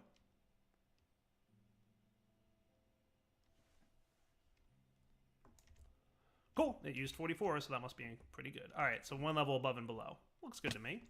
Sweet.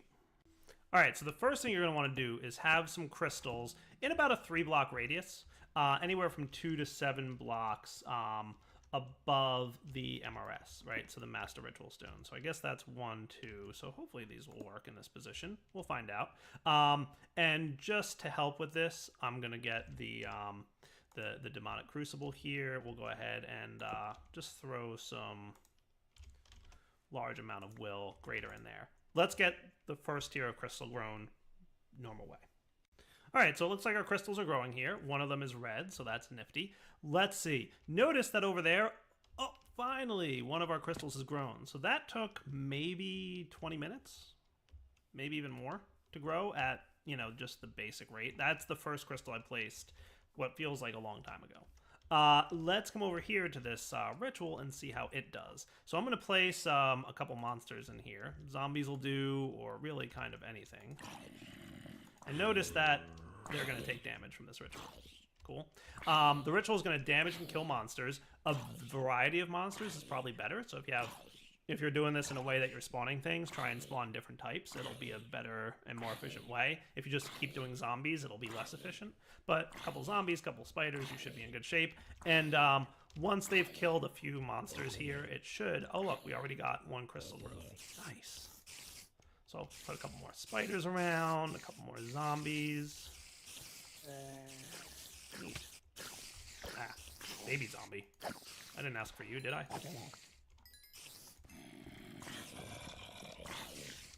And you should see that we're going to probably get a decent amount of crystal growth a lot faster.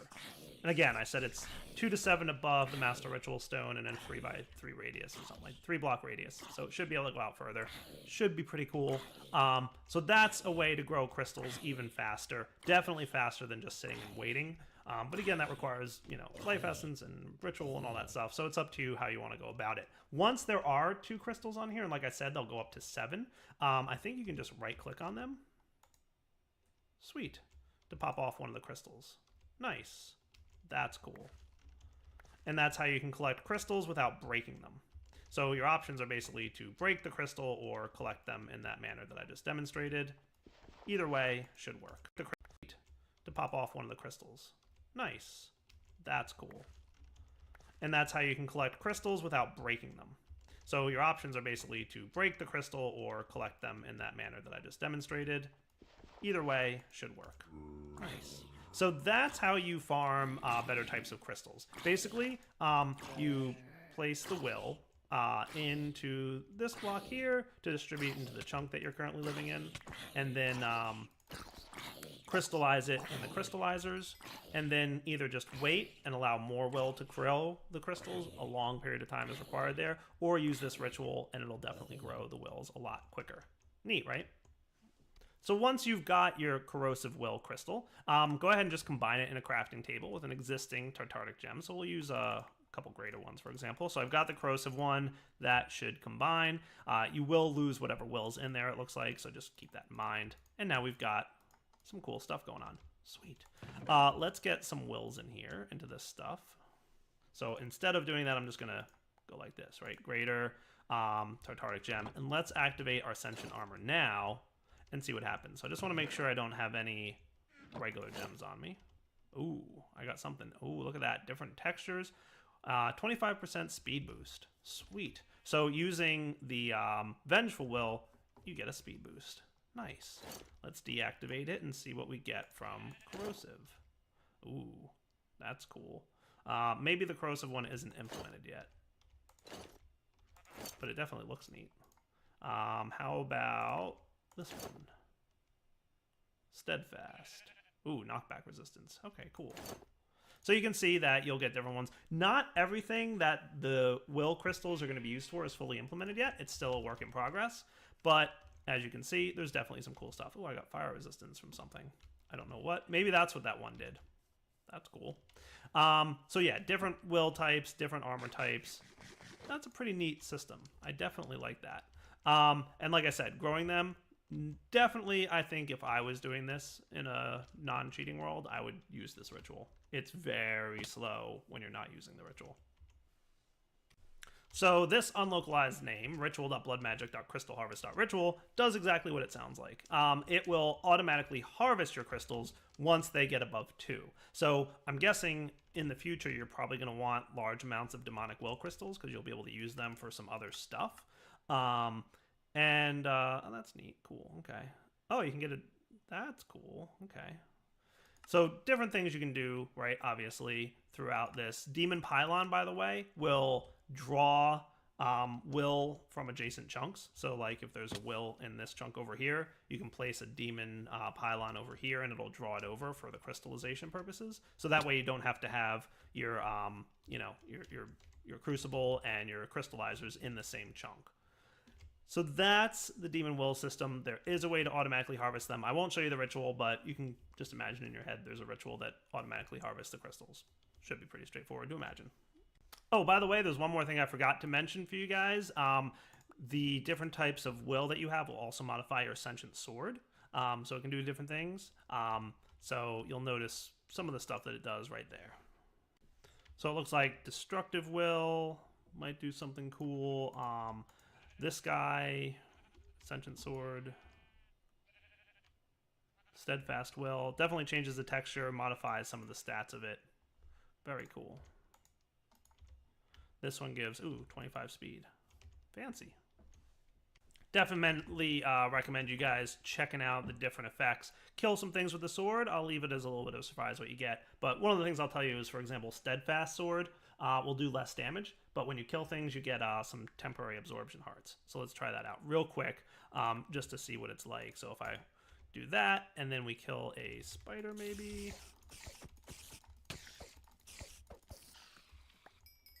Cool. See? Absorption. Nice. So the next thing I'd like to show you guys is the routing system. What you're going to need to get first is a master routing node. Okay, you need one of these per routing network that you're going to build, and it requires a tier 3 altar, so keep that in mind. You can place that kind of wherever, preferably near the inventories that you want to route items around. And that's what the system does, is it routes items from one inventory to another. There are 3 nodes that go along with the system. The routing node, the output routing node, and the input routing node. Okay, input routing node will pull items out of inventories and input them into the routing network. Output routing nodes will output from the routing network into and push them into an adjacent inventory. So let's say we wanted to move items from this inventory to this one. All right, we would put an input routing node, which will pull from the inventory and input it into the network. Okay, and then we want to put an output routing node over here. Cool. To link these together, you're going to need a node router. And you can optionally have routing nodes wherever you want to make these lines a little bit, different structured. And I think there's a limit to how far these can be. So if you want to put them along long distances, you'll need some basic routing nodes across. So simply shift right click and create a nice little chain. Cool. And now we should have a system that will automatically transfer items from this inventory to this one. Let's take a look. So if I put steak in there, for example, see it's disappearing, and it should be landing over here. Cool. I like it. The other thing we can do is filter stuff. So filtering is pretty easy. You can filter either on the input or the output. Okay, let's filter on the output first. So this is the south direction. So we want to modify the south direction, and we want to place a precise item filter in here. Okay, and let's say we want to filter steak. All right, so I'm just going to put a piece of steak in here, left click it, and you'll notice that it says ghost item amount 1. This means it will try to keep one piece of steak in here and no more. If you want, I think you can left click here a couple times and it'll increase it. So kind of however you want. So left click on it to increase, right click to decrease, and I think shift right click removes it entirely. So there's a couple different ways. Let's see. Yeah, shift left click will split it in half. So different mechanics to adjust. So let's say we want to keep 5 steak in here at all times. Okay. If I put 43 steak in, it transferred 5. Sweet. I like it. That's cool. And if I were to steal that steak, it should put another 5 in there eventually, right? If I take some of them, it'll put it back up to 5. Very cool. So that's one approach. So we can remove this altogether. And it won't remove because this is a, whatchamacallit, the output routing node, right? So it's not going to remove from this inventory unless you have that. The other option that you can do with your precise item filter on this is the north face, is you can specify to keep a certain amount in there, right? So let's say we wanted to do string like we were just demonstrating. Let's say 2, right? Now this guy no longer has a filter. So if I put string in here, it should transfer all but 2. Neat. And any more string that I put in there will get thrown away except for 2.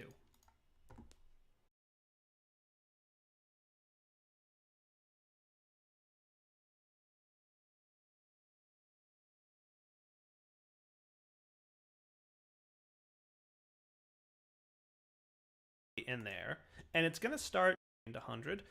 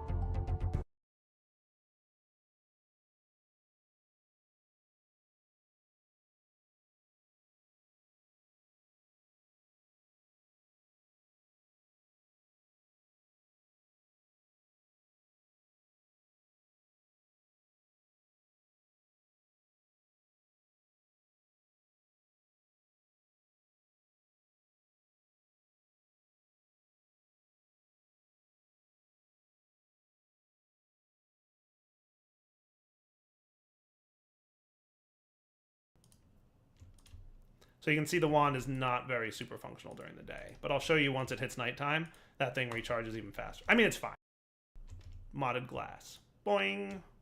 Those things. And then there's other noises that we can cancel with the loudness of the wither. But we'll mess with that in a bit. So I think step one should be, let's figure out where we are going to spawn a wither at. And then step two will be fighting the wither and killing the wither. And then step three will be automating creating the wither. And then step four will be automating killing the wither. All these things are going to come together in a nifty, spiffy way. To get started, I think step one, like I said, was figure out where. Where do we want to build our wither platform thing? So I'm thinking like over here-ish would be a nice spot. Like kind of far away from anything that I care about in my basal area. And, you know, just this general location over here that's kind of far enough away. Because, A, once we start automating it, they're going to be loud. And we don't want to have to hear that a lot. We'll have ways to lower their volume a bit, but still want them kind of far away from our base. Just in case a wither gets out. That would be bad.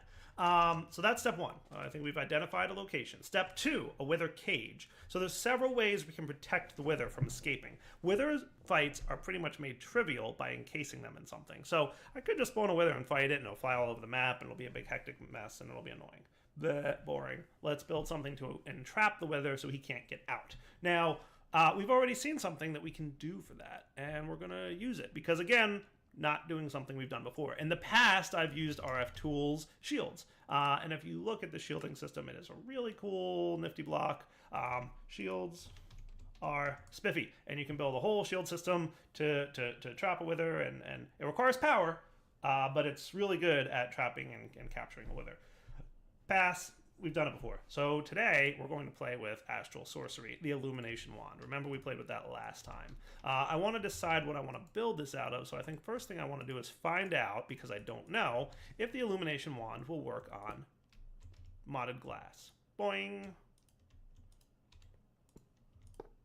I want to say no.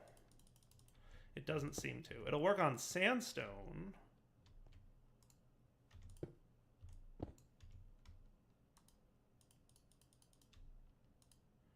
But not modded glass. So I'm not sure if there's like only vanilla items work. Like if I got regular glass, that would work, right?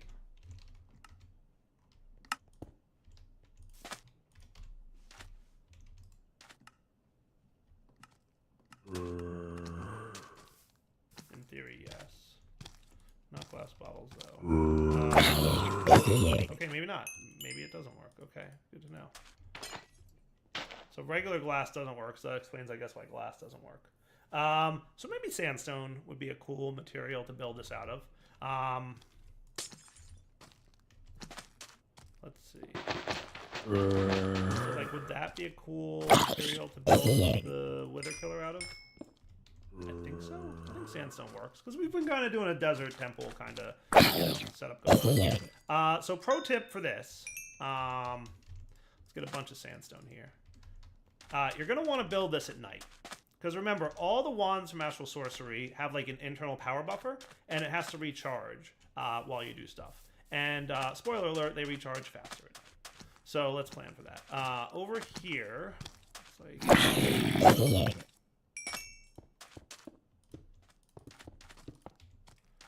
Let's, you know what I want is my exchanger. Oh. Yeah, it is. Cool. So let's do a 7x7. 3, 4, 5, 6, 7. 1, 2, 3, 4, 5, 6. Cool.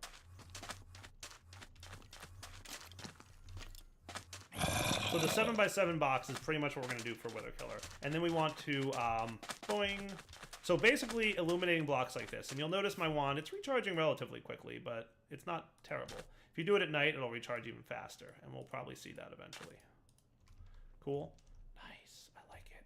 You can almost kind of, it's almost transparent-ish, but it's very glowy and it's very cool looking.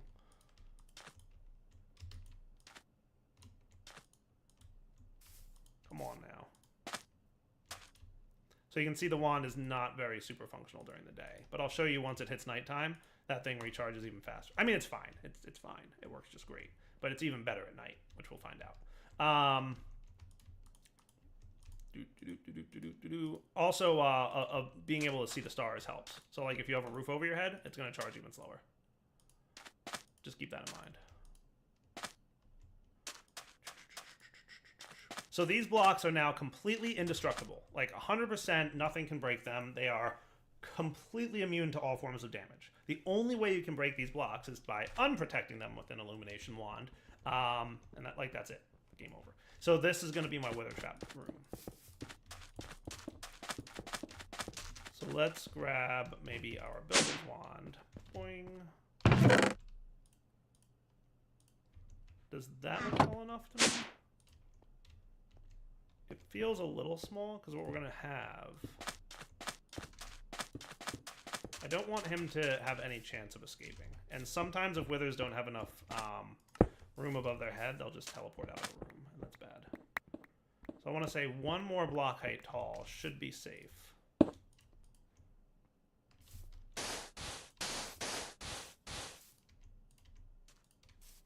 Cool. And then here's where the thing ends.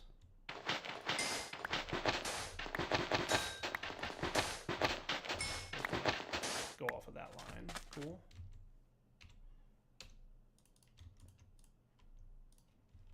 So this feels pretty good, right? And then we'll do. So we have like a way in. That feels pretty safe to me. I like that. And what I'm going to do is illuminate this a little bit. Well, I don't think I need illumination because we're going to have plenty of brightness from the sandstone. Sweet. The other thing I want to do is make sure... So what will happen is when the wither spawns, he explodes. And there's like a little bit of a radius-based explosion that happens. So what I'm going to do is have an outside this area thing ready to be protected from that explosion. And we'll see if we need a little bit more. So it's becoming nighttime.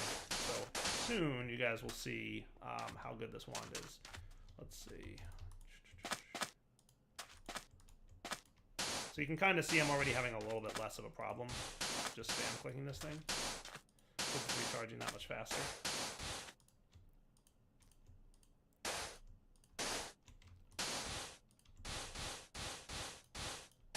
So this will be a witherproof box and it'll look cool.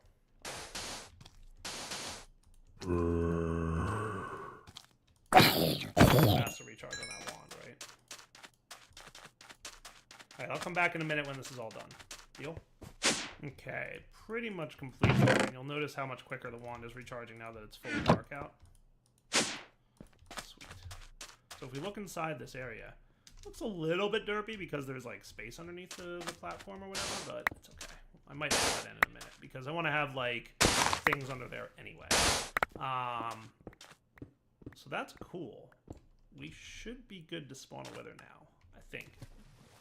Man, this room is illuminated is like the word, right? Man, that is some brightness. It is a bright room that we are in. So there's about where we want to spawn the wither, right? So you guys ready for this? Am I ready for this? This is Wither Test Mark 1. Incoming Wither. So he should be trapped in that room. And it should not be a problem to kill him. I also like how there's no mobs anywhere nearby. Oh, hello, explosion. So we could have used a little bit more protection out here. Not the end of the world, right? But I could probably boop, boop, boop. maybe something like this. This is me letting the Wither live for a little bit, just to make sure he doesn't get out of there.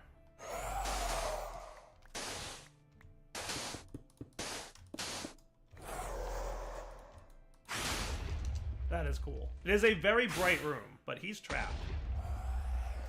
You're trapped, Wither. I almost don't like how bright and see-through it is. I almost don't.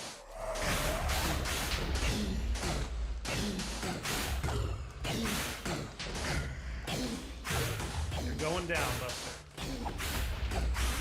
See what I tell you about how pretty much you can cheese the Wither pretty hard with like this. Hey, we've got our first Nether Star. Woot. Woot indeed. Alright. So that's stage 1. Automatically, well, no, nothing automatic about it. Stage 1 was finding a location. Stage 2 was building an entrapment area. And you're doing a great job. Hopefully you can see like a little yellow imprint of the constellation. That is cool. There it is. That is super cool. So that's step 1. So step 2, we can put away all this stuff because we don't need it no more. Would be to make a Wither spawning machine. Wither builder. Boom. With a machine frame. Wither builder. Nice. Okay. And then we want a wireless. I don't know how much power this thing's going to use, so I'm going to make one of these dudes, and we'll see if 80 enough. I'm not sure. So let's go back over here. Whoosh. And we're going to go underneath this glowy platformy thingy. Man, that thing's bright. Whew, it hurts the eyes a little bit, huh? I want to make sure that... Like, it's hard to even judge where things are in there. So that's the thing. So it's like 7. So we want 1, 2, 3, 4. Okay. And we'll probably wind up wanting most of this covered in. Because it's also a little disorienting seeing the open space underneath, right? Raven mode. So I'm thinking the Wither builder can go here. Now, if we did a show working area on this thing, so that's where it's going to build the Wither. It probably doesn't matter what direction it's facing, but I kind of care. So what if we put it here and show working area? You're still going to do it in that direction. Do you just not care what direction you're facing, or what's your deal? What's your deal, Chief? You're always going to put it in that direction, aren't you? I guess you are. That's not the end of the world, though. Ow. So, like, 1 smidge of damage while in Raven form equals a weird half-dead Schrodinger's cat situation. Be right back. Alright, so what I'm going to do is stick these guys here. We'll stick this guy nearby so he's starting to power this dude. Always active on redstone signal. Okay. I definitely want to have redstone signal activity. That's going to be important to me in a moment. Let's show working area on this thing again. So it looks like he's always building it in a specific direction regardless of where it's placed. So it's 1, 2, 3 tall. So basically it builds it 1 block space above the current situation. All right, cool. So then in theory I can hide working area. I can put in... So they only accept 1 soul sand and 1 wither skeleton skull at a time. That's kind of cool. So if I were to active without redstone, boom. Nice. So he constantly... It looks like he burns a bit of power there. So we'll definitely need more than 80 RF a tick to keep that there. But that's nifty. Come here, wither skeleton. Ow. No Raven form for this one.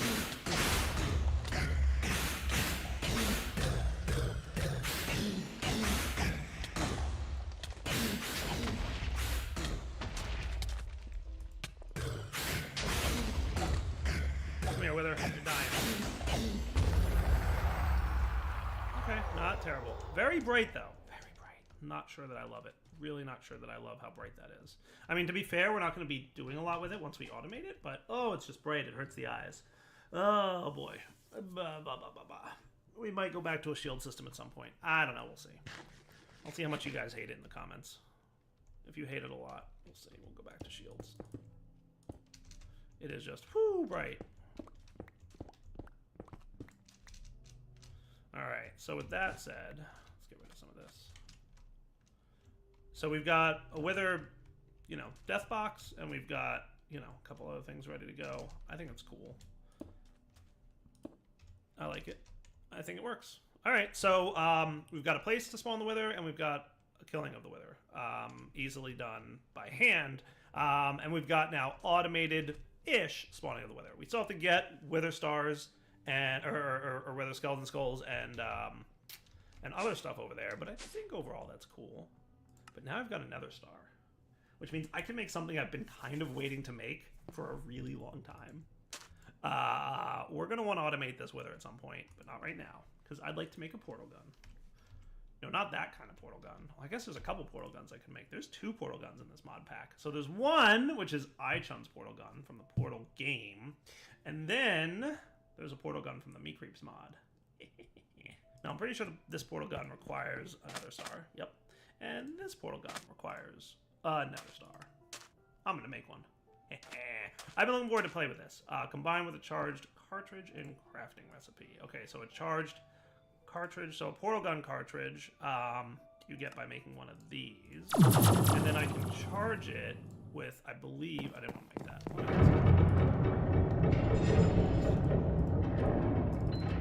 Remind me how this works? I don't really know. Oh, right-click it. Right-click it in your inventory to feed it ender pearls from your inventory. And hold 16 of them. Cool. Charges left, 64. So 4 charges per ender pearl, 64 charges per fully charged portal gun cartridge. Sweet. And then we can combine these two in a crafting table, I believe. Yeah. There we go. And we've got that guy. And if I put this in a crafting table by itself, it'll give me back the portal gun cartridge with the number of charges left. But I'm not going to do that. Cool. So I just, you know, if I did that, it would give it back to me and it would remove it, right? It'll empty it. But otherwise, it is shaped, it looks like. So it matters what side of the portal gun you put the cartridge in. Sweet. Alright, so I'm going to leave this guy as my teleport home location. But I'm totally going to, like, start setting up some locations around the world where I might want to portal gun to. So to do that, there's some stuff that I'm going to want to have to do. So first off, to play with this mod, what you want to do is just right-click on the location you want to do. Set to current location as destination. Choose which of these wheel locations this destination will lead to. So I'm going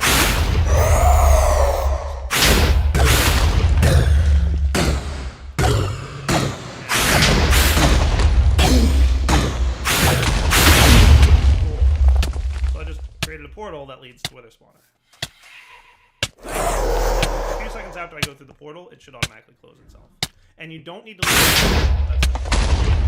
the portal is not block dependent. You just have to shift right click on a block to create the portal location. Nice.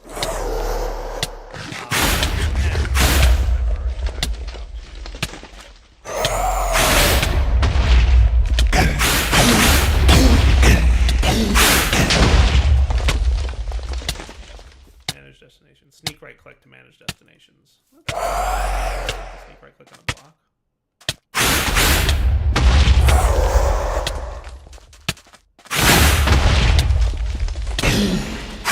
Or set current location as destination. Alright, so once I have multiple, well, let's say we're at my base, right? And I want to pop over to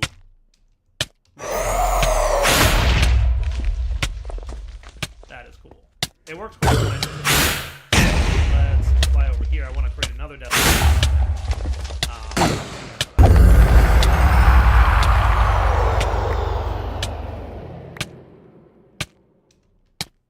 Now I could create a destination for my base, but we'll see.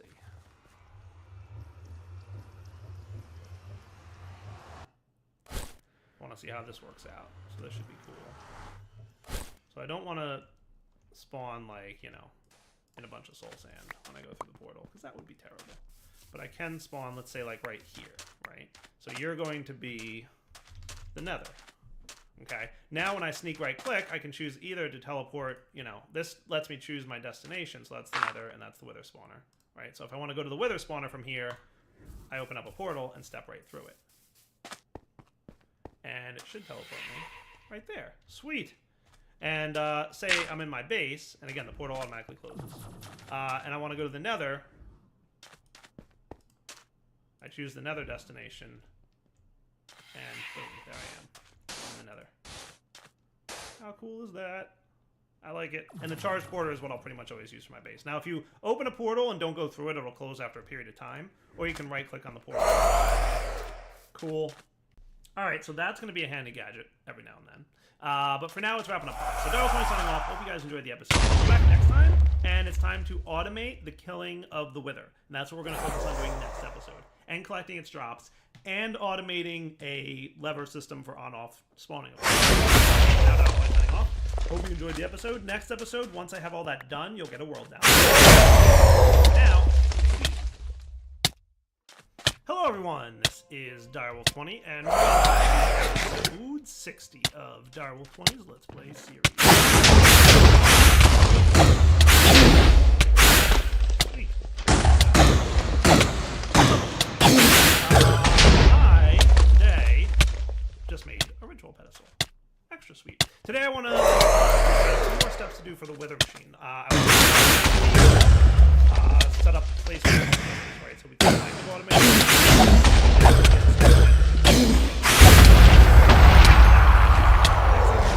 Is automatically kill the wither, and that I'm going to take the approach of astral sorcery. There's a way to do that, and we're going to play with it today. How cool does that sound? Hopefully you guys are excited, because I am. So to get started, first off, let's take a look in our astral sorcery manual. Constellations, I want to take a look at Dissidia. Seems to be unstoppable.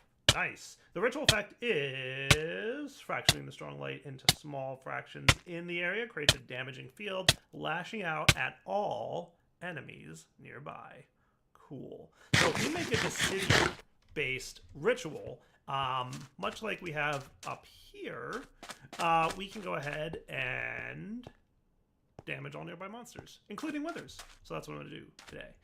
So to do that, I'm going to want two things. First off, I want the ritual stone in the center. So this one, it's working, but every now and then I still get mob spawns. I might want to look at upgrading this again if I can, but it might just be like the mod is a little bit weird about this ritual, but the other one I know works really well.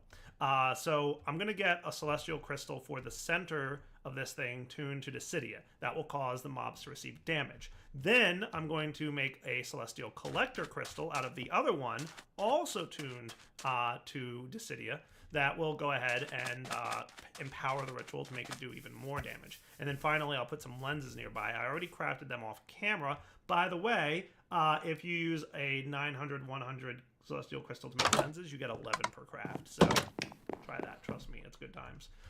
So we've got lots of lenses, and that's pretty good. So next thing's next.